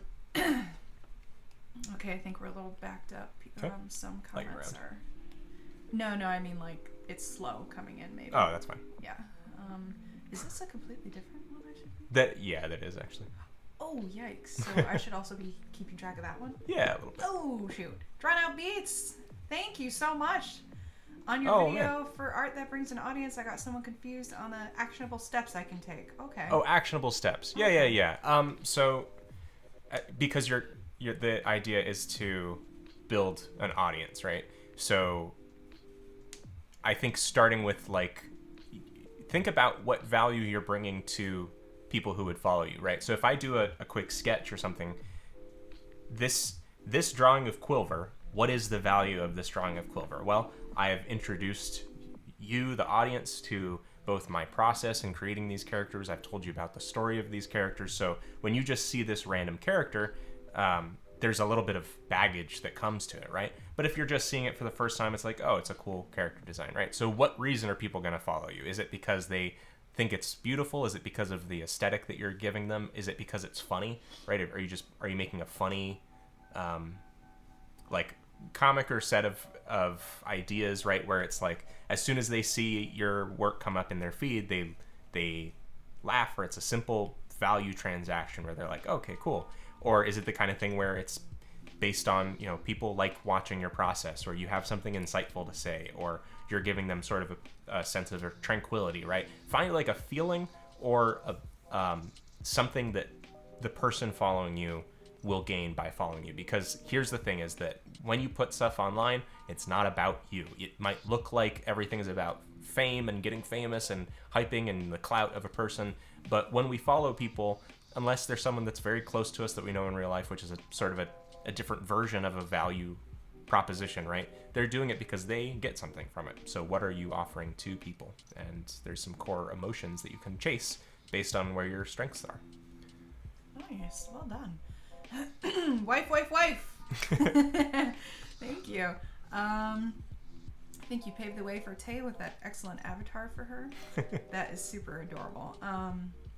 Is it better to learn art on your own or pursue professional art courses? By unregistered Hypercam12. Yo, is that the unregistered Hypercam12?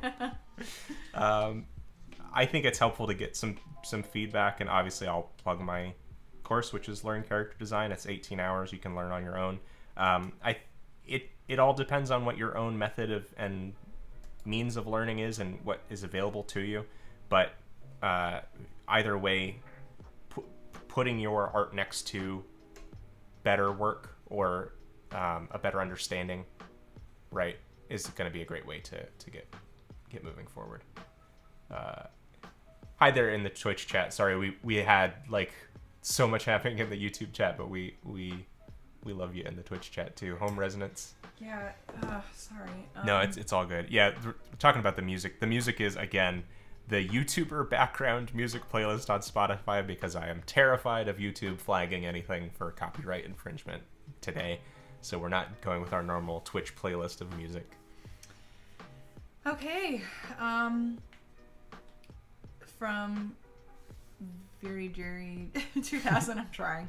Oh, by the way, Stephen Clark said, "Ooh, that is a deep response. Well said, man." That's nice. Great. Hello, Brooks. Do you have any art/drawing suggestions for someone who wants to draw anthropomorphic animal characters? Yeah. Cool. So start with your subject matter that you're going to abstract from, right? So everything, especially character design, is an abstraction of something real or a combination of real things, right?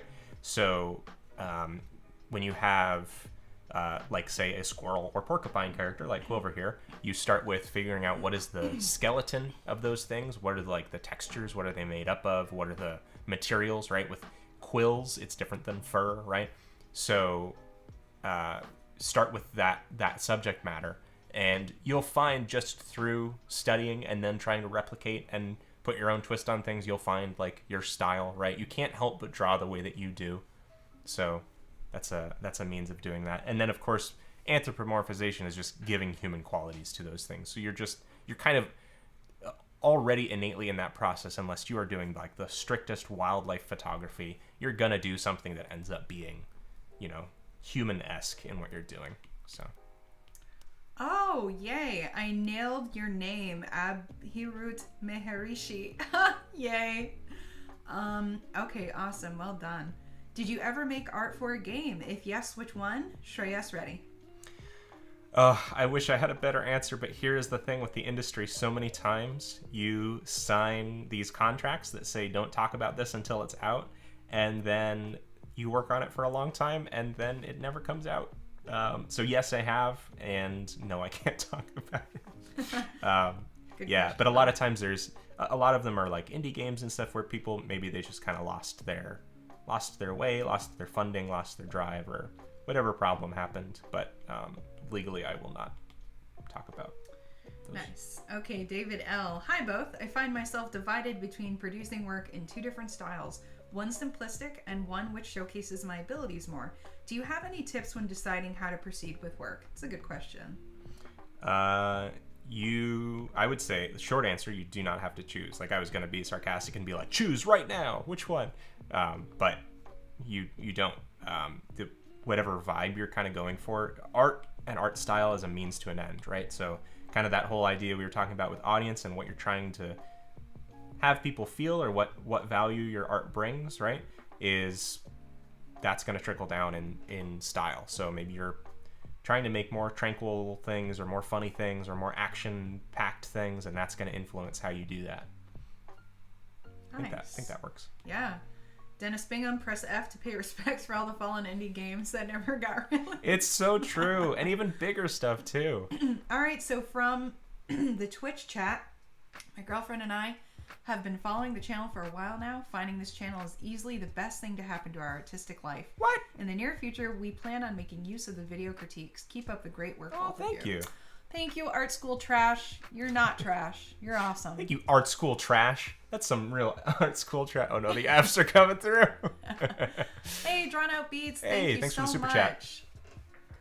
Chat. Do I feel I have a central theme of what I wish to draw? I do feel I have a central theme, but I feel I struggle with determining the value and showing it. Well, I think if you have a central theme, that's great. And just try and... You could bounce it off of other people, right? You could, like, people that are close to you, and get, like, honest feedback where it's not just, like, mom saying, oh, it's fantastic no matter what you do, right? Find some amount of constructive feedback of, like, what do you think about this? Does this matter to you? And that might not be... you might not be asking the right person sometimes. Like, I have plenty of friends who could care less that I make art, which is fine, just because they aren't interested in that. So that's, don't just go to one person. But if you can find like a group or following or some amount of people where you can get feedback on what does this tell you about it. And if you have that goal, but you aren't sure really how to execute on it, ask them, I'm trying to make people laugh with this. Is it funny? Or if you're saying, I'm trying to make this delightful, is this cute or delightful to you? And then try and push toward that motivation, I guess. That goes with writing too. Yeah. If you wonder if your writing is actually funny or getting through to the reader, you pick a friend who's honest with you, not harsh and not ruthless, but someone who is straightforward with you, and just let them read it. And if they actually laugh, that's how you know. Or if they actually relate to what's happening or whatever the problem is, you just get their real opinion. And that's how you know if your story is actually funny or your writing or what have you. Not to jump on that, but I'm gonna. How dare you? You're canceled. So, Mackenzie Diaz, tell the Twitch gang that YouTube over here is a better group. Only a joke, but still. Fight! Okay, we love you both equally. We don't have a favorite child. Whoa! Oh, not Ninja Mate. Thank you so much for hosting on Twitch. That's awesome. Oh, thank you. Sorry to everybody's eardrums. I know that notification is very loud. So, King Puche, I don't know if I'm even saying that right. Bagel, my girlfriend and I have been wondering how it feels that you're both our dad without even knowing it, and you abandoned us. Listen, I'll be back from the store really soon. Still getting diapers. Oh man, Drawn Out Beats. Thank you. That's really helpful, and I'll surely give it a try. Awesome. Kyoto, peace. She says, is she leaving or he? I don't know. Oh, I'm being rude. They are leaving. Maybe, possibly. I don't know. One last question, please. What is the best way to draw a sketch from reference? I'm sorry, I'm so terrible by looking at reference. AMFC channel. So terrible by looking at reference. I don't know. I think it's fundamentals process is helpful, but I think as long as you're looking at something and really observing it and drawing what you see and not what you think you see, you're gonna learn or gain something new from it every time. So I don't know that there's a way to not do well if you're drawing from reference, because you're just building your skills, I guess. I hope that's helpful. I don't know if that's all the way there, but yeah. So, Millie Me, what is your favorite animal? Mine is the ii. It's another hard one. I'm so bad with favorites, guys. I love bunnies. The only favorite thing I have is Tay. Otherwise, it's like... I'm not an animal. No, I'm saying this is...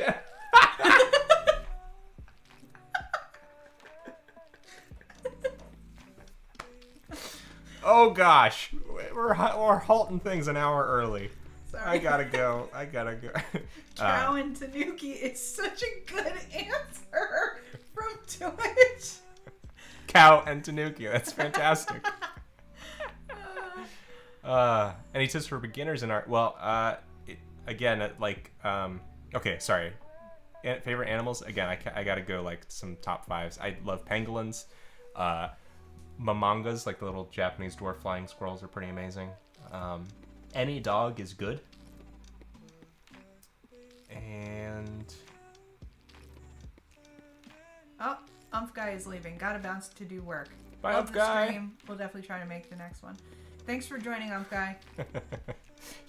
Sin said, humans are animals technically, so I'm allowed to say that you're my favorite animal. It's still not what I meant to say, but I guess I'm sorry.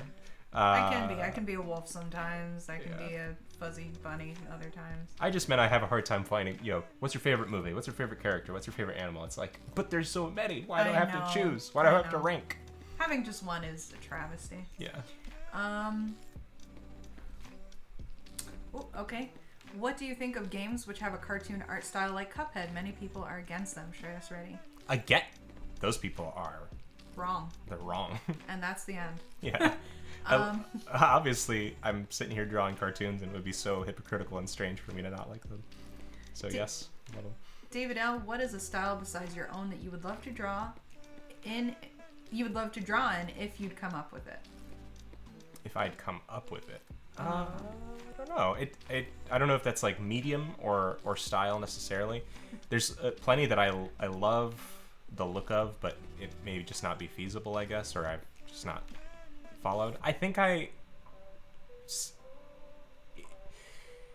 the sort of long answer to that, right, is that because style is sort of ever changing, hopefully, if there is something that I want to draw my style slowly evolves or changes toward it over time, or like I sort of absorb it in. So I don't know that there is a great way to say like, oh, if I could, I'd make art that looks like that. There's plenty that I love and appreciate, but maybe am I just at a point where I'm not looking for new ways to make things, and I see, another awesome, respected artist out there, whatever, making their work, and I'm like, that's amazing. And either I want to try something like it, or I know it's so separate from what I'm doing that I'm like, that's indirectly great, but I am not going to do the same thing as them. Nice. Which also helps a lot when you're comparing yourself to others. I think it's easy to go like, oh, theirs is so much better. You can just go, theirs is so much different. They're going for something different. Stupid old channel, capybaras and quokkas are nice. You are absolutely right. Quokkas are so nice. That was fun. By the way, like I think I can say this. I did a bunch of quokka work for a studio last year, and it was really fun to do. But it was also a little bit tough because they're already like the perfect character design. Like I don't know how I'm gonna make this cuter. Yeah, talk about so perfect design. Yeah. I can be a wolf sometimes. Tay, you got something you want to tell us? I choose not to comment. This is a lycanthropy-free stream. Carrie P, dude, have you seen the art in Ori and the Blind Forest? It's so beautiful. Yes, it is. It is so beautiful. Absolutely. Agree. What's that? Is that anything? Oh no, that's just. Okay. Hey, King Push, how have you dealt with burnout? How do you make sure this stuff doesn't kill you mentally permanently? Yeah, I've definitely made a lot of videos on that this year, especially because of, like I was saying before, there's a lot of just mental ringing out that happens when you're sort of deprived of your normal environment, deprived of seeing people in person that you used to, and it's just the conveyor belt. There's fewer chocolates coming in front of Lucille Ball and the same leaving her conveyor belt, which is such a good episode. Yeah, which is just naturally like the math just doesn't work out there, right? So taking a break or pulling back on that output or giving yourself a little bit more time is probably the best way to do that without injuring yourself further.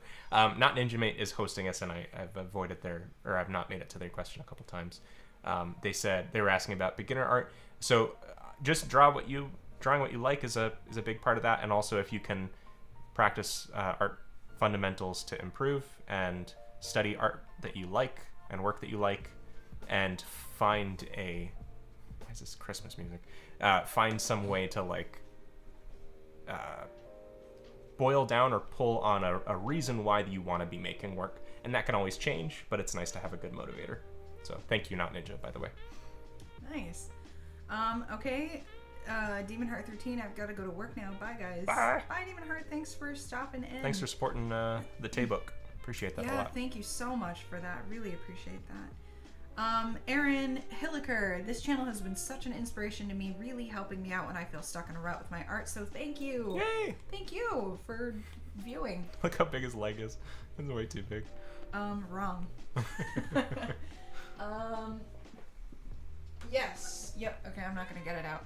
Someone says, have you guys seen the book Steal Like an Artist? It opened a whole wide world of creativity. We have it on our shelf. Yep. But it's crammed in there so deep, I'm not going to get it out. Austin Kleon. It's a good mentality, right? So obviously stealing is bad in real life. As there's Gus Johnson put up a video this week where he's like every middle school discussion, and it's like, okay, folks, today we're gonna have a discussion about stealing and whether or not it's good. And every student for 6 minutes just is quoting the first kid, going like, I agree with Josh that stealing is actually bad. So stealing where you're depriving someone of something else is bad. And also plagiarism, as has been extensively the drama of the art community recently, is also bad, where you're trying to pass someone else's work off as your own. However, nothing is going to be new, inspiration or anything, nothing is going to be original. But pulling from and studying why someone else's work works is a really great way to learn, as long as you're not, again, going, look, I drew this, when it was someone else's. Okay, King is leaving. Bye, King. Poosh. Hello, I'm a new subby by Rinji Mikaira. Nice. Yeah, okay. Thank you, Renji. Thank you. Thank you for being here. David L., thanks for the answers, guys. Love the channel, and thanks for taking the time to share all the tips. Thank you, David L. He said, oh, here's a good question.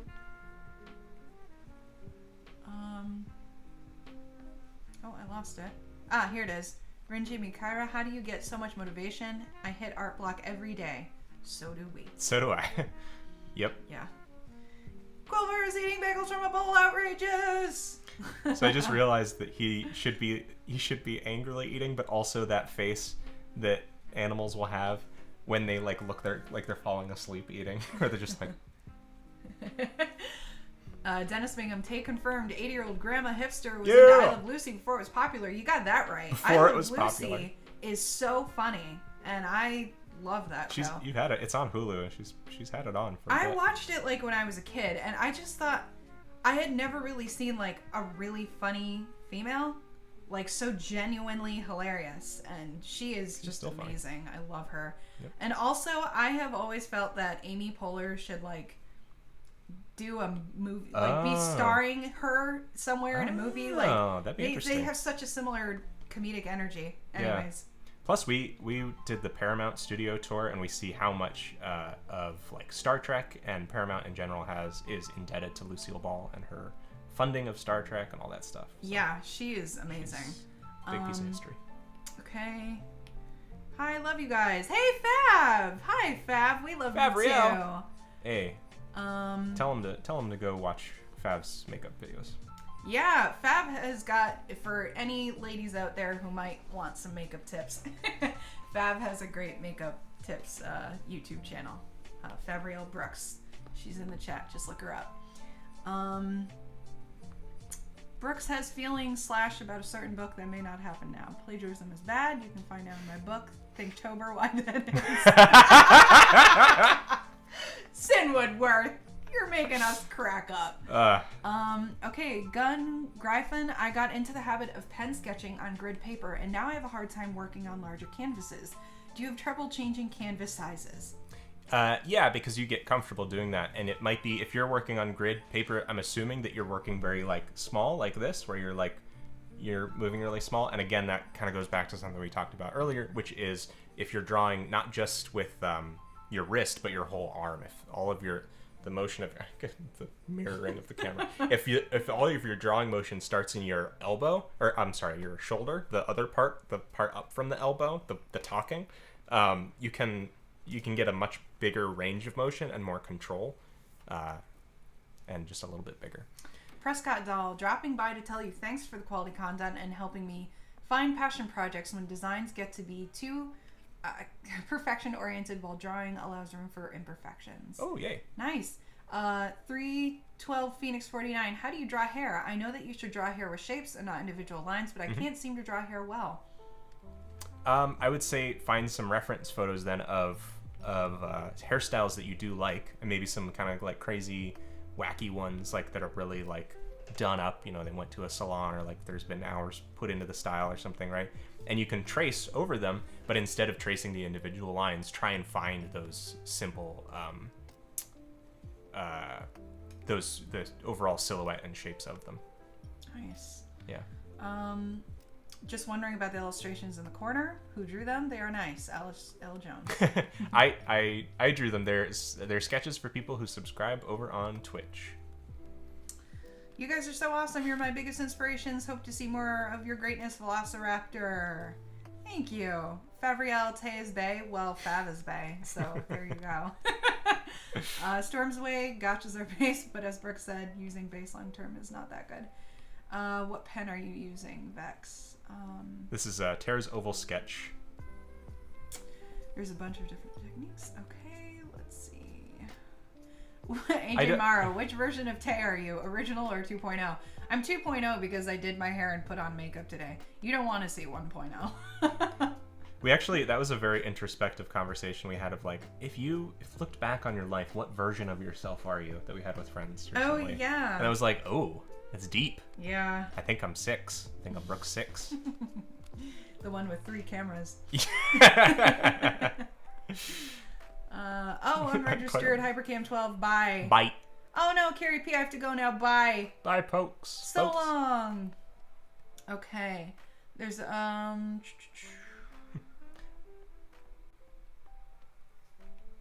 any random questions out there on storytelling?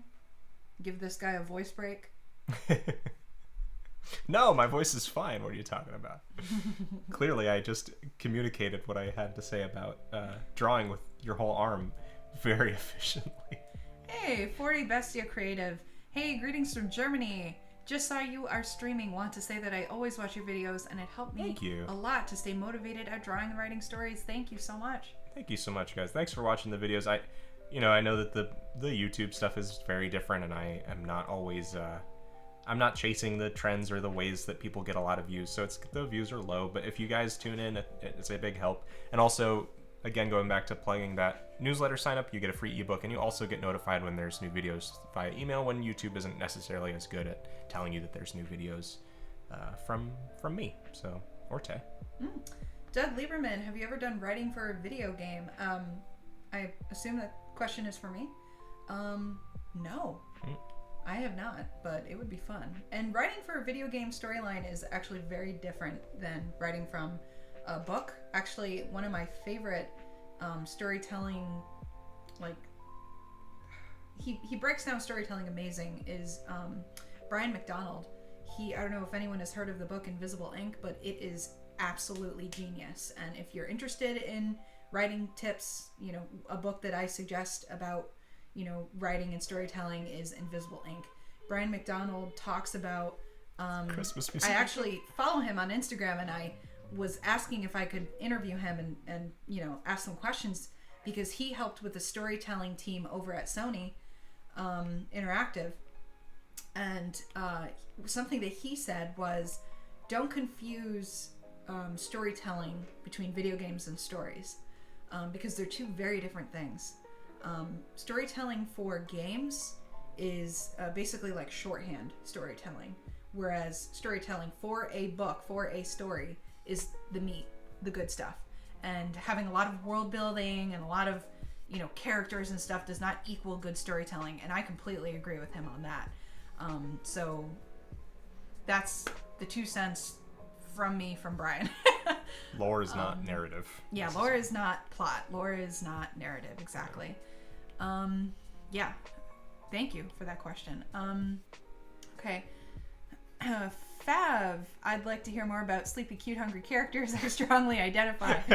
Shreyas Reddy, Tay, how do you feel about developing a story for many years? Would the story turn out good or otherwise?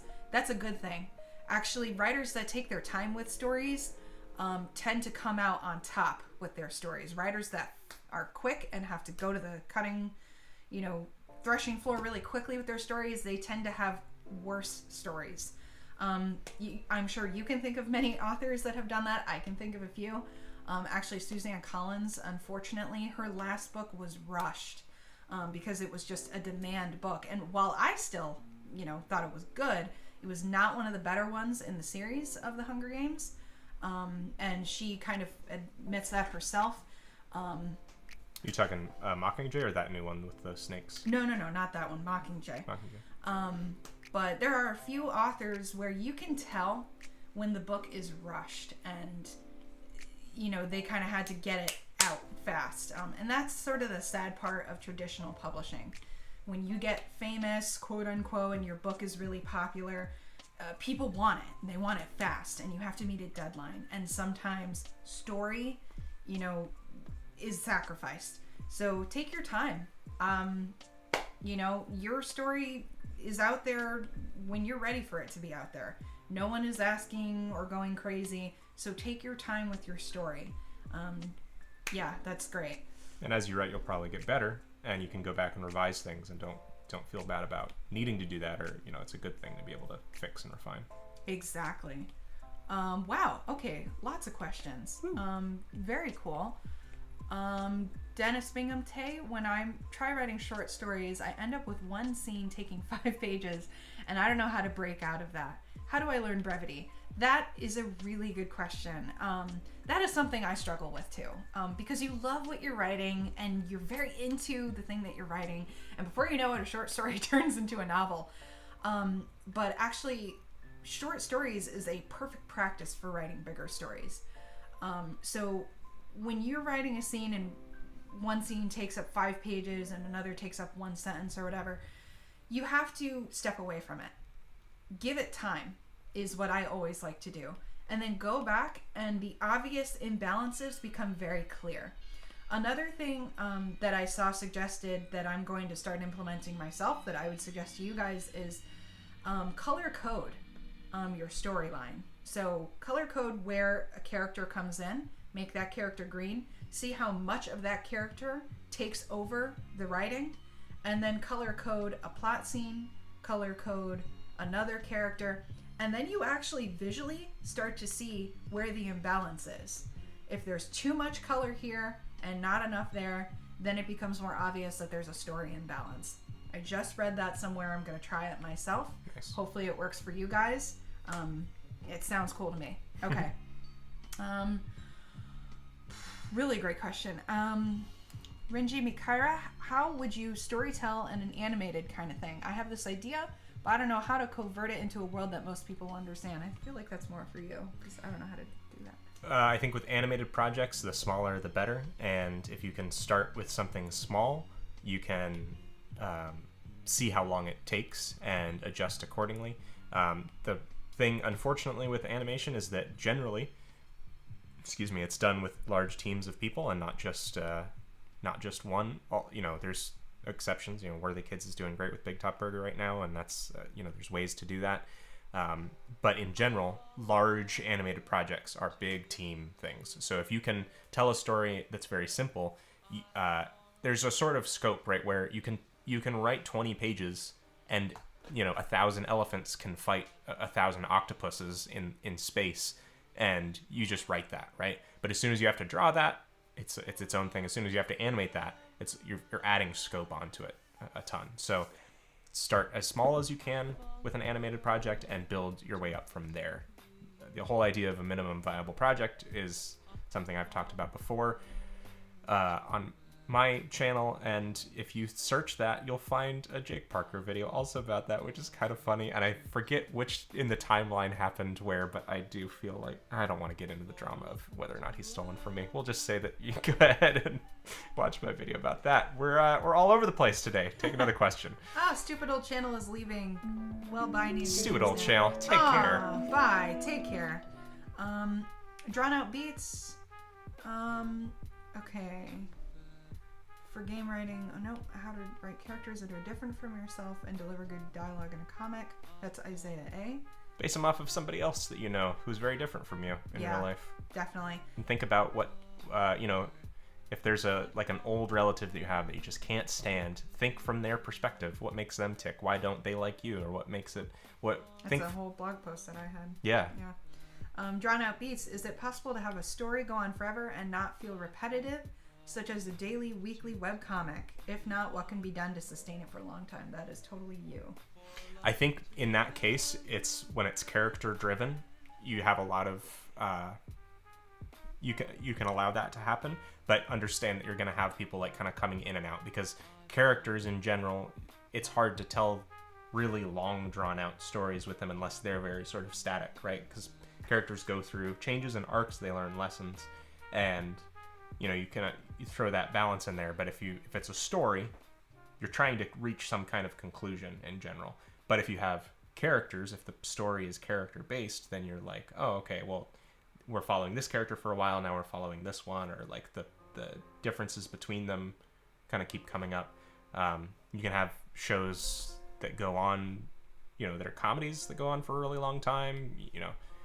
There's different ways to do it where it's not repetitive. But in general, understand that you're going to lose some people. If you start telling the story about one character and, eventually it becomes about someone else, then you might lose people who were there for that character and are good with it. Like the Marvel Cinematic Universe, 20-some movies long, I think there's going to be a lot of people after Endgame who are like, okay, that's it. I was here for Iron Man, I was here for Captain America, I was here for a couple of those characters, and now some of them are staying on, new ones are joining, new stories are happening, but I think there's a big subset of people who are like, I'm satisfied. I'm good with that. I don't need to see the next one. I don't need to see. Yeah, because the key there is character arc. Yeah. If they've hit their character arc, then their story is complete. Frog JD2. Hey. How do you start new character designs that are unique and fresh when there's so many of everything already out there? You do such a great job with this. Oh, that's really nice. One more time. Hi ho, Frog JD2 here. That's a good question. How do you start new character? You're gonna have to accept that you're doing something that's kind of been done before in some respect. But if you can put your own spin on things, and if you can pull from sources that are not existing media or character designs or something that's already been abstracted or by another artist, and you're pulling on something real, like, if you make a character out of your kid or your own dog or something, like a parody of the lunch lady, or all those kinds of things where like you're pulling from something that's a little bit more unique to you and your experience, or something that you like, you're gonna have a leg up on, versus like marketing executive comes in with a mustache and a big cigar going, the kids love My Hero Academia, we got to make a bunch of high school superheroes. And you're like, oh, you're already on the back foot of like, that's being done. Now you're thinking from a marketing perspective. You're not like making something original. Okay. Fav asked, this may be such a basic question, but what are both of your favorite genres for reading? Mine is always science fiction or fantasy. I would say similar, and also a bit of a guilty pleasure, but like some of the books I get through the easiest are Star Wars books. Yeah, they are good books. They're good, and it's just sort of like, I'm not there for academic or intellectual whatever. It's comfort food reading. Okay. Any tips about writing action scenes for comics by Zapman? Writing them? What is the goal of the scene? Who's doing what? And what's the actual thing that's at stake, right? When Obi-Wan and Anakin are fighting in episode 3, it's not just, oh, this is a political struggle or whatever. It's two friends and two people who are brothers, and you know, there's a deep emotional reason for it. So if you think about like musicals, right, when people are like, the rule is like when the emotion is strong enough, people start singing, and when the emotion's even stronger than that, they start dancing. It's very similar with action, right, where it's like, and it's much more understandable because people start fights with each other physically over their emotional state all the time. But you can do the same thing in your story, right, where it's like things have gotten so tense that now it needs to get like physical, or a chase scene or something along those lines. Fab. This is so funny. Have you guys looked into The Way of Kings? We were just talking about Brandon Sanderson before you came on. Yeah, I tried to get through that. It was really hard. I've tried to. It's just gotta penetrate the wall of like getting into it. There's a lot. Okay, so it might be time to drop this again. Someone is asking, Rinji Mikaira is asking, how does this giveaway work? Yep. I'm very curious on what the giveaway product is. For sure. I'm kind of sad that I might not get it since I'm in the Philippines. Oof. All no, right. We'll ship to the Philippines. We will ship. We will ship anywhere, so don't be shy, guys. Go for it. Yeah, so here's the giveaway. Use the tag Biko's Backpack and tag my account, Bagel Dennis, that way we see it.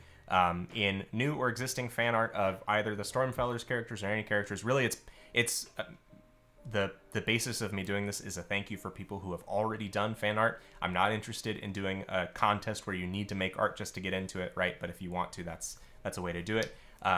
Tag in an Instagram story, right? If you don't want to clog up your own post feed, I understand that. Or an Instagram post or Twitter post before Sunday, and you'll get this print, which you can see in white there. It's not a print that's for sale or anything right now, and it's some art that you've seen before, but it's a really cool print of the Stormfellers characters.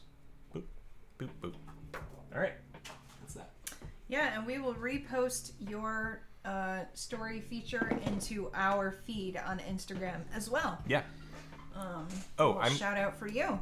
I'm going to run really quickly. So in this video, this is just a little ad to remind you about the sale that's going on this week. It's kind of the same thing as if this was a Comic-Con booth, you'd come up and see merch for sale, right? We've got a ton of stuff that's available. It's all the stuff from Biko's Backpack, and I'm gonna run the video. And just in this video, it's a few months old, so I say 5 months of Biko's Backpack, but now there are 9 or 8 months of Biko's Backpack items that you can grab.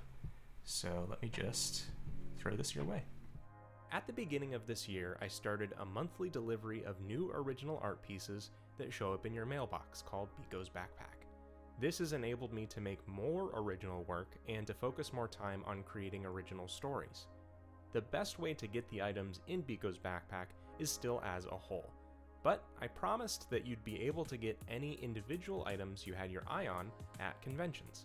So, since this weekend we're holding a virtual Comic-Con booth, you can get any item from all 5 months of Biko's Backpack on brookseggelston.com/shop. If you only had your eyes on these hard enamel pins, just grab those. If you're only interested in all the gold foil trading cards, there they are, huddled together for warmth. Stickers, prints, it's just the same. We've put together a couple of different packs to make it easy to choose items, in addition to the individual pieces. You get high-quality original art from an independent artist, and you directly support my work in the best way possible. Check out the link to the shop below before time runs out. And to everyone already supporting Biko's Backpack, a sincere thank you for keeping the forge burning.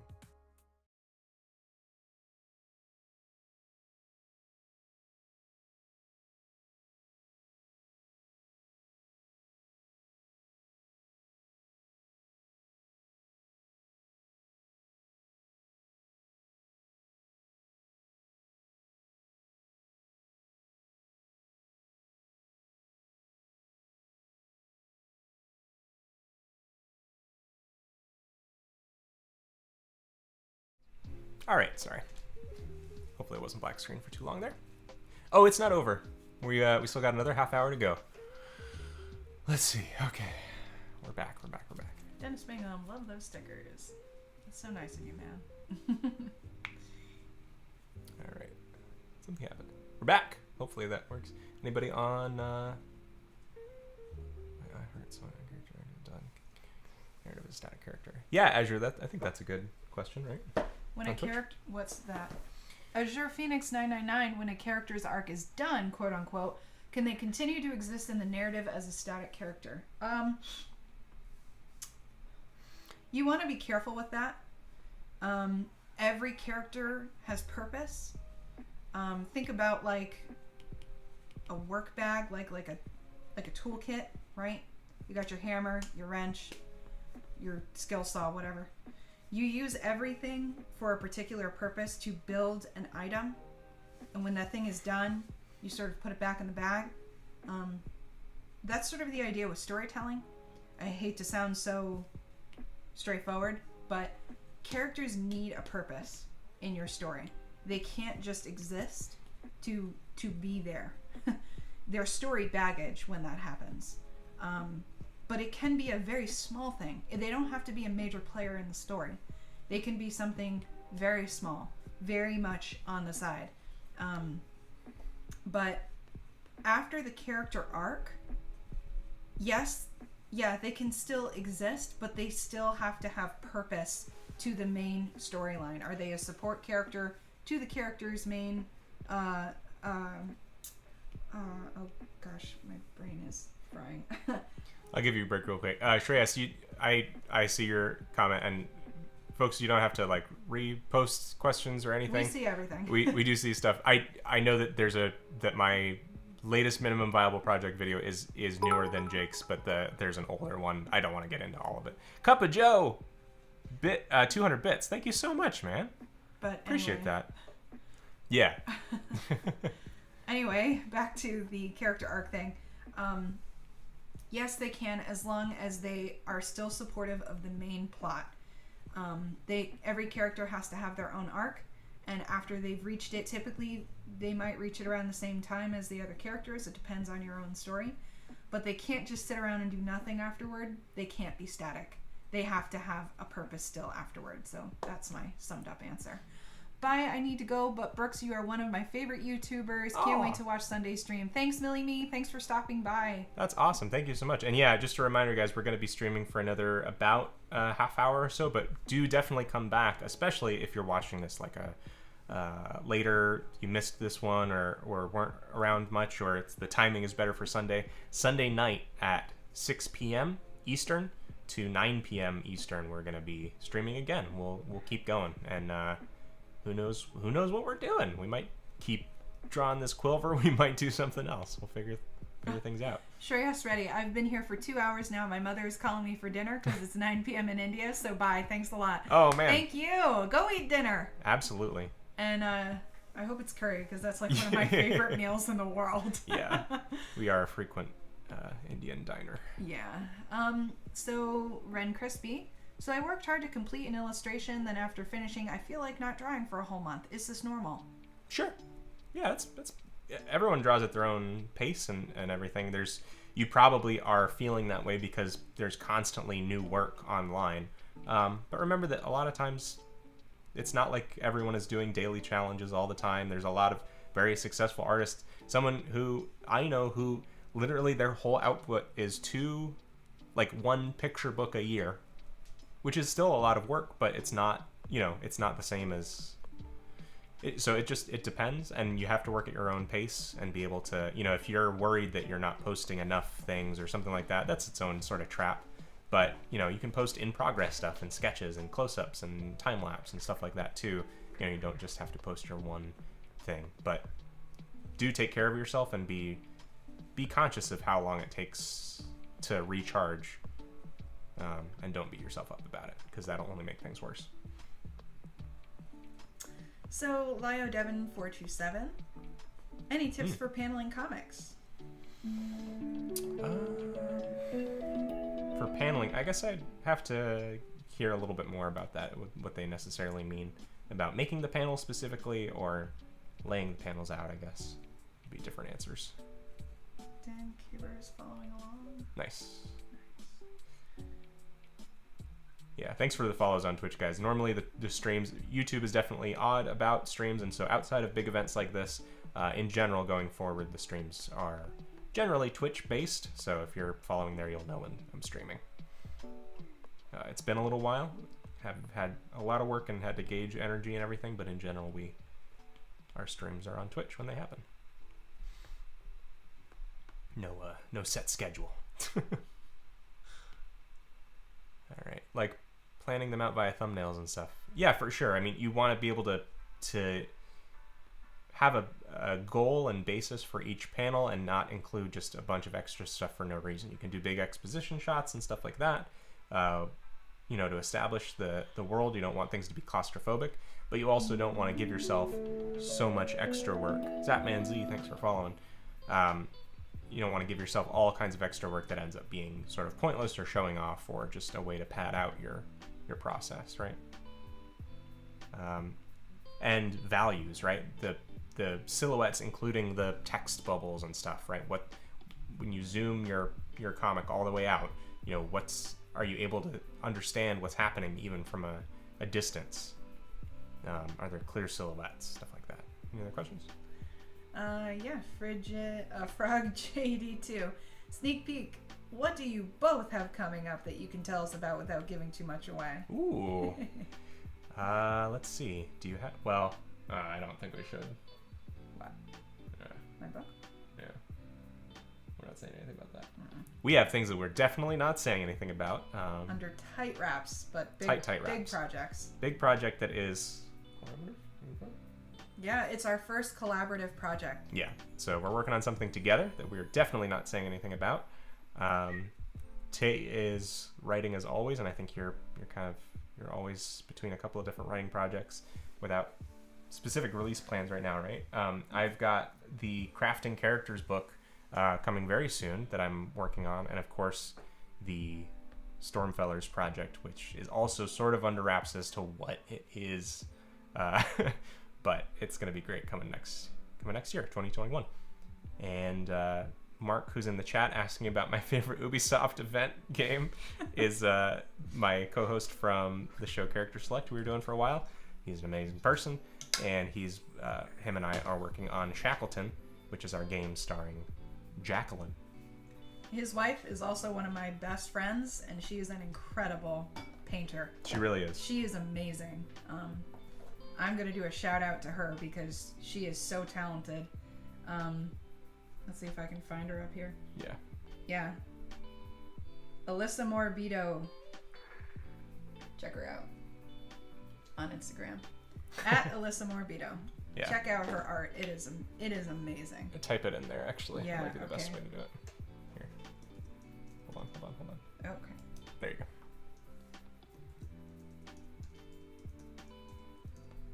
On Instagram. Her styles are so soothing and calming and really great. Yeah. Oh, sorry. Yeah, go ahead.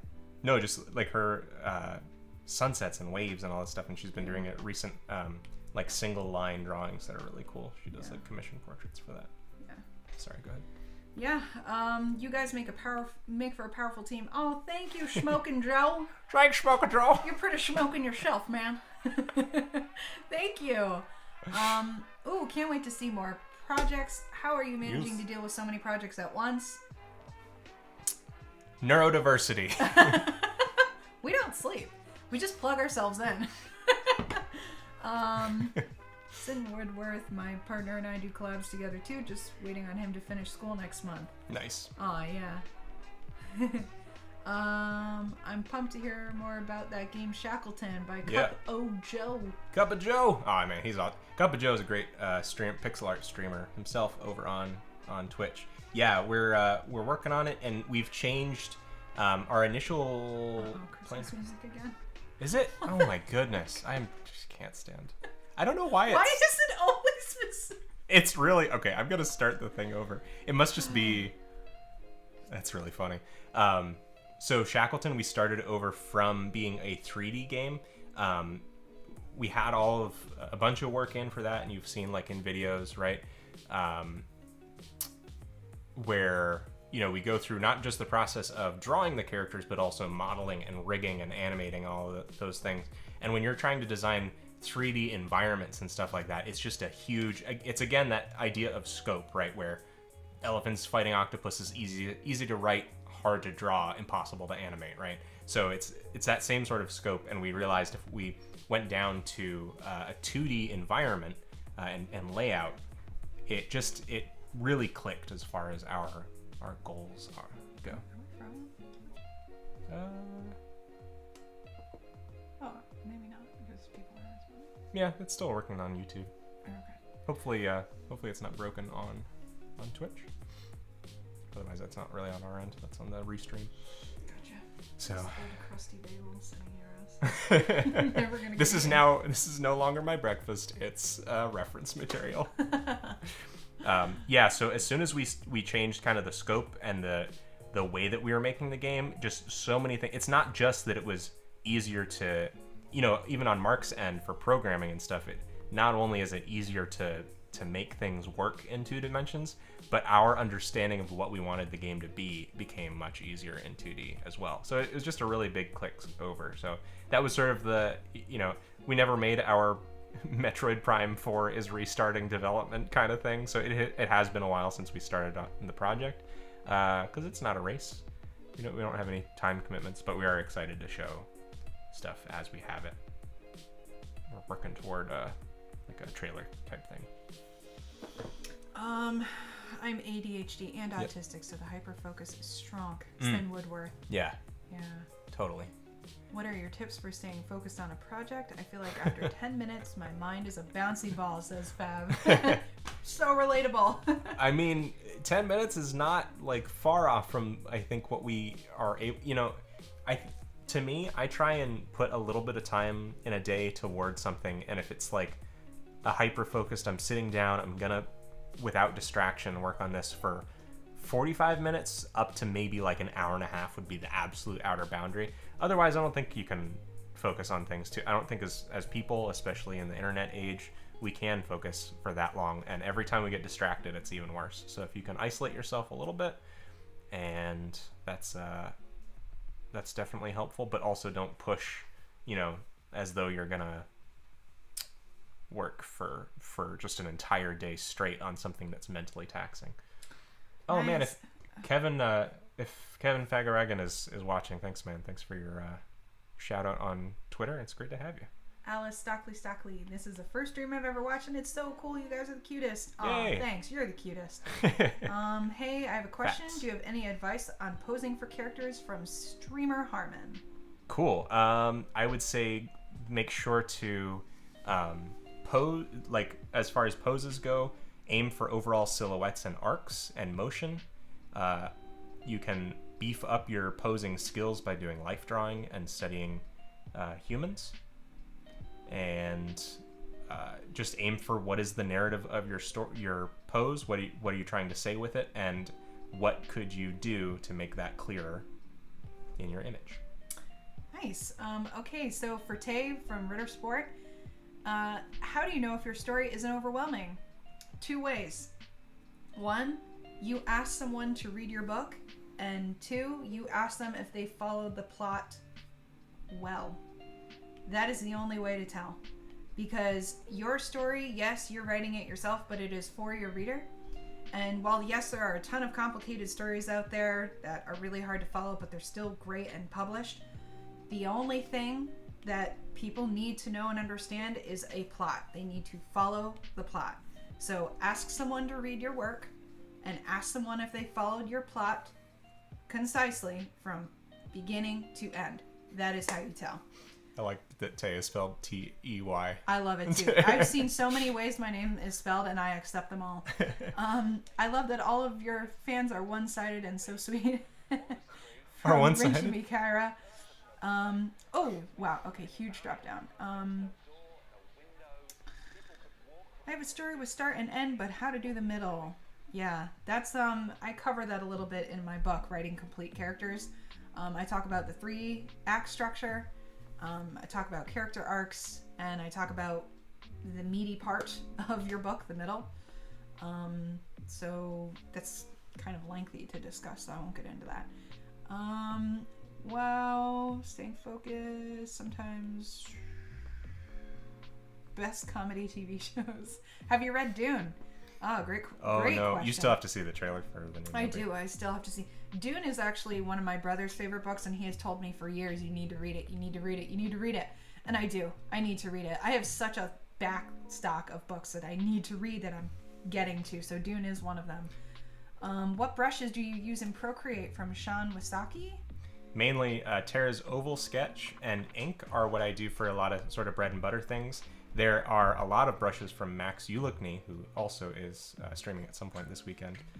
Great guy, and I don't know if he's watching or not, but if whatever, yeah. So he's got a ton of great brushes. This is a shader pastel, which I use a lot for my like rendering, just kind of get like little brushy extra buildup of color and stuff. Otherwise, he has some translations of analog materials like comics and watercolor and gouache that are all fantastic. You can go over to Max Packs, find from Max Ulichny. That's how you say. So in my videos, I've called him Ulichny, but it's actually Ulichny. I talked to him about it. The Lich, yeah. Yeah. Okay, I have so many books that I need to read. Capo Joe, yeah, me too. Mm-hmm. Let's see if I'm missing any from the Twitch stream. Looks good, yeah. Yeah, FrogJD2 posted Alyssa from the YouTube. It's helpful. Oh, nice. Yeah, very helpful. From Oddside, question: will writing complete characters ever get a physical release? I have the ebook and would love to flaunt a physical copy. Oh, that's very sweet. Yeah. It's a little tough because unless you go to the whole print on demand route, which is extremely expensive on our what they take of it. Or if you do a big print run, it's a big sort of commitment. So maybe for future Tay books, we'll explore that. Yeah, but for right now, I didn't want to kill people's wallets because doing a print book is so awesome and I love it, but it is very pricey, and that means the price would be jacked up for you guys. And I didn't want to do that, especially being that this is my first book that I'm introducing to you guys. So, yeah. But thank you. And yeah, thank you. Maybe we'll look for some kind of way to make that available for people print on demand. I don't know. It's, sort of with instructional stuff, we were thinking like ebook, it's okay for it to be an ebook.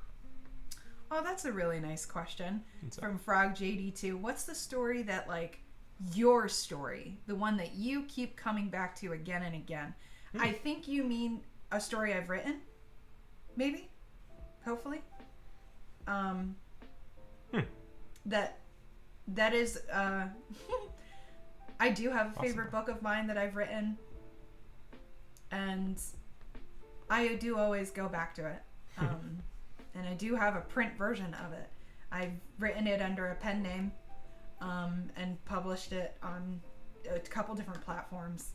But it is very near and dear to my heart, and it is actually a science fiction fantasy mashup. Because I love medieval stories. I love that vibe, but I also love the futuristic vibe of,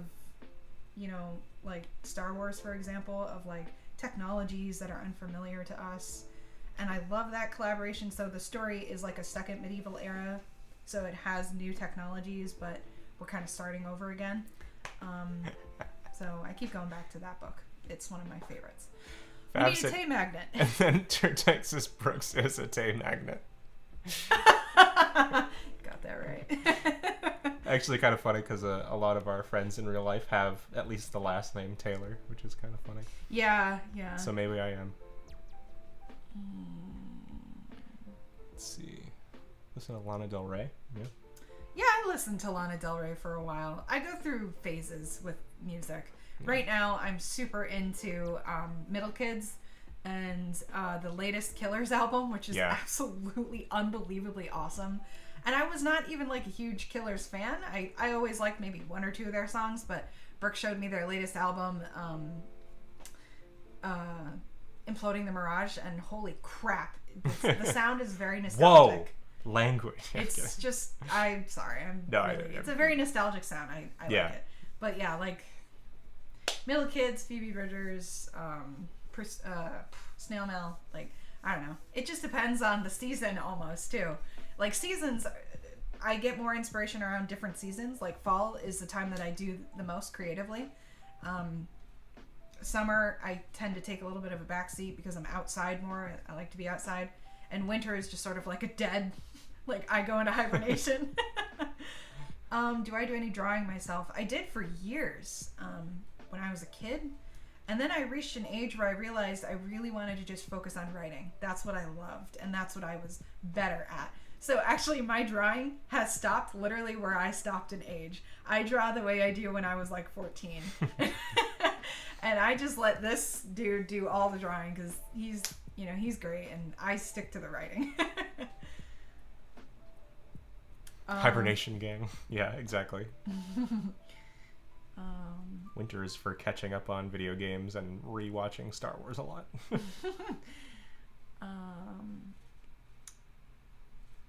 Ritter Sport, when choosing scenes and plot for your story, how do you decide on the plot when you go through it multiple ways?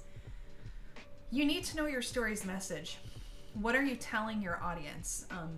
If we think about a couple very popular story messages, like Beauty is in the Eye of the Beholder, for instance, think about stories like, Beauty is on the Inside. That message is very common that we've seen retold throughout the years, such as Cinderella, Beauty and the Beast, Phantom of the Opera, Hunchback of Notre Dame, which, by the way, is one of my favorites. But you need to know your story's message, and I think that's where you are able to then, peel away the extra layers and go, this is where my plot needs to go, and this is what my character needs to do. In order to send that message to your audience. And I think that's pretty strong. Something Nancy Kress talks about that a lot in one of her books. Basically, your story needs to be about beauty. No, I'm saying you find a message that you want to tell to your reader, and your story embodies that, your character embodies that. Even the smallest person can change the course of the future. So, you just think about the message you want to send, and then, super focus your plot from there. Yeah. That's a great answer. I'm sorry for picking on you. It's okay. I love you. You're having fun.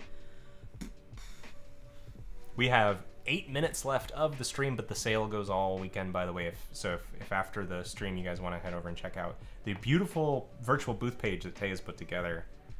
Yeah, I worked dang hard on it, so go visit it.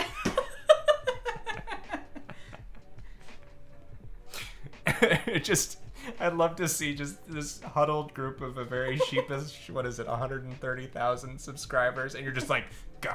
It's the old grandmother and me coming out. Get off my lawn and go see my virtual booth page. No, I love you all. You're all great, but go check it out.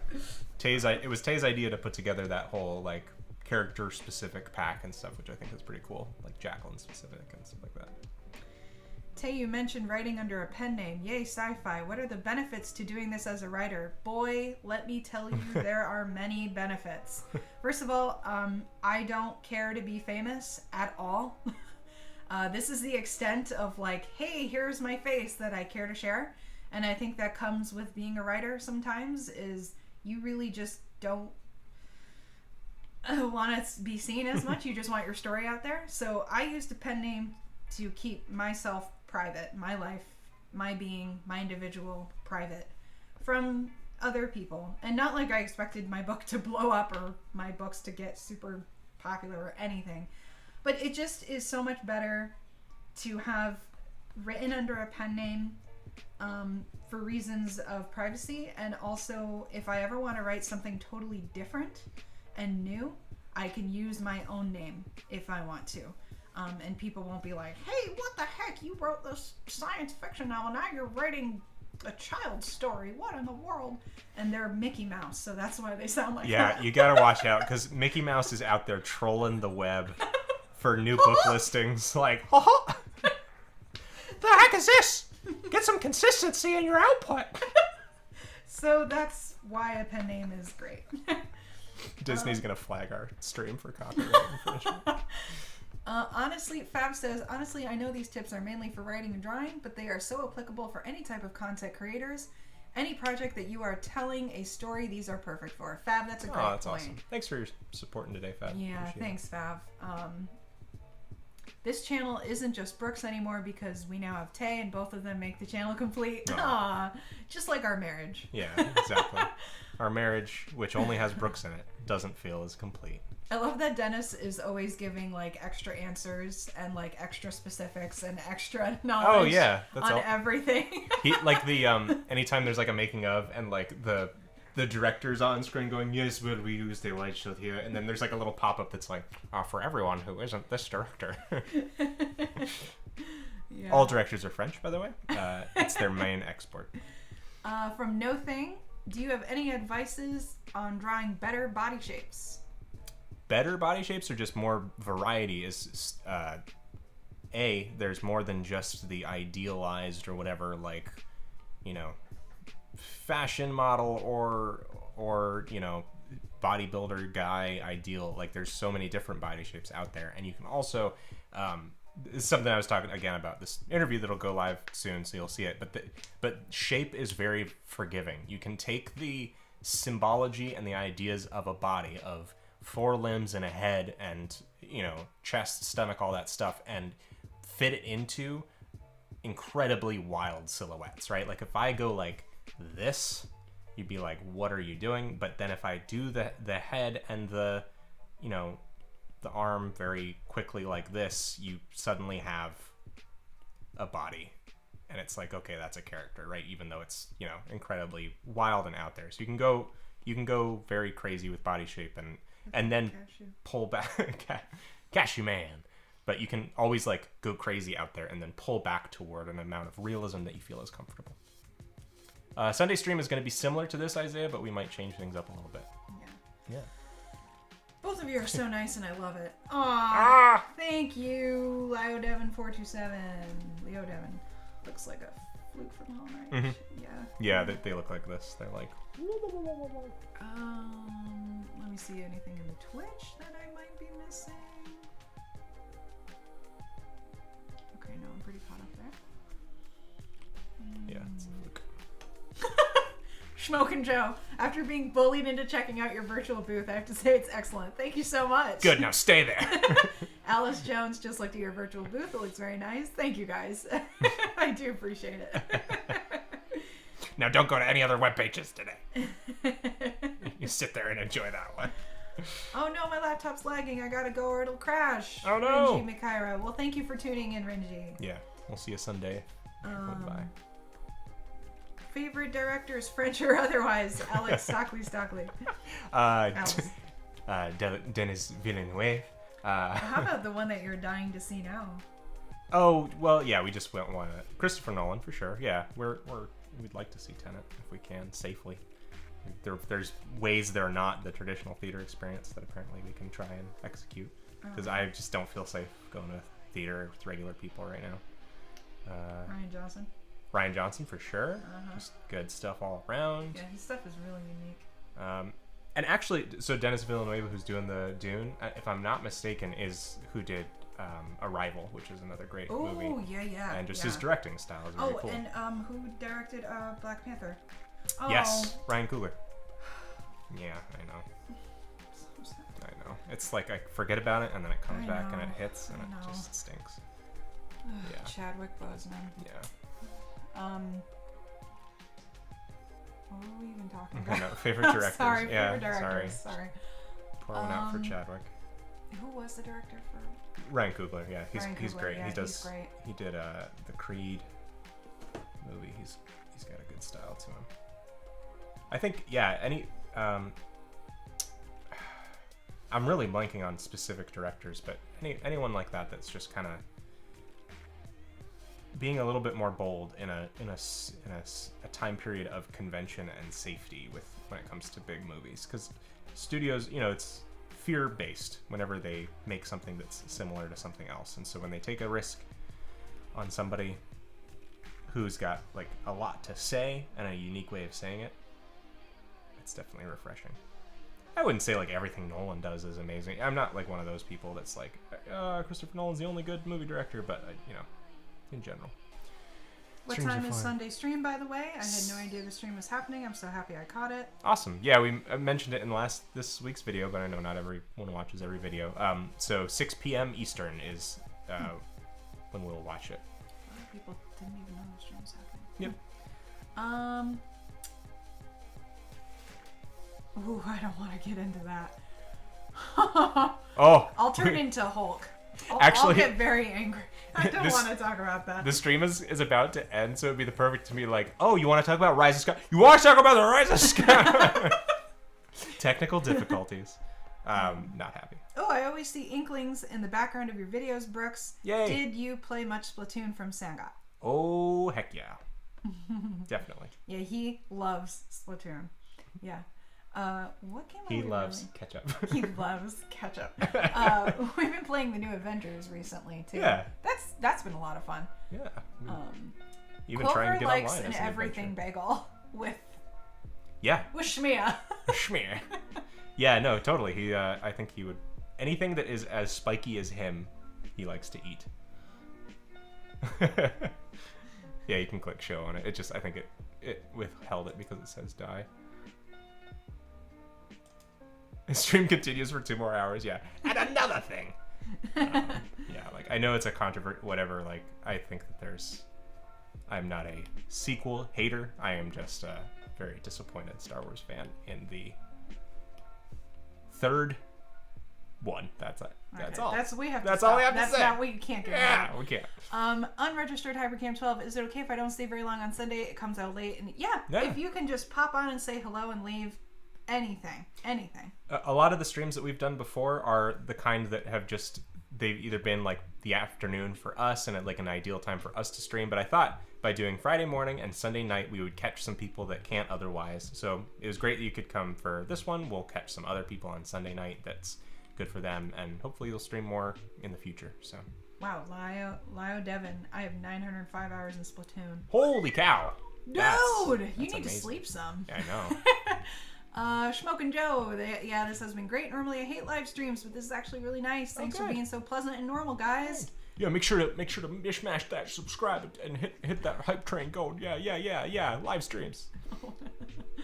Oh, what do you think about Mandalorian? Yes. We could talk about that. We could talk about that. We have how many baby Yodas in the background? Okay, Mandalorian is everything that is right with the world of Star Wars. Let me tell you right now. It actually, the stream kind of has technically ended. It's 12:02. Oh man, We've got it has. We got a nice Quilver eating a bowl of bagels. Thank you guys so doing much. it. You I might guys are fix it a little bit. awesome. Yeah. Thank you so much, everybody. Really Yeah. appreciate it. If you haven't already, head over and hit the virtual booth. And of course, the giveaway will be a random selection of anyone who is 2 winners. Yeah, I think we'll do 2 because we've got 2 prints. Remember that. Use Also, the backpack. If you want to get notified of when the stream goes live, go and visit characterdesignforge.com and the virtual booth page. There's a subscription. If you haven't subscribed already to the Character Design newsletter, subscribe and it'll be sent to you the minute the stream goes live, and you will also get the updated version of the Character Design Survival Guide absolutely free just for subscribing. I finished that up at like 9 o'clock last night. So Yeah. go check it out. But it's great. Yeah. Thank you guys. You guys are awesome, and we'll see you Sunday. Thank you, everybody. Bye-bye.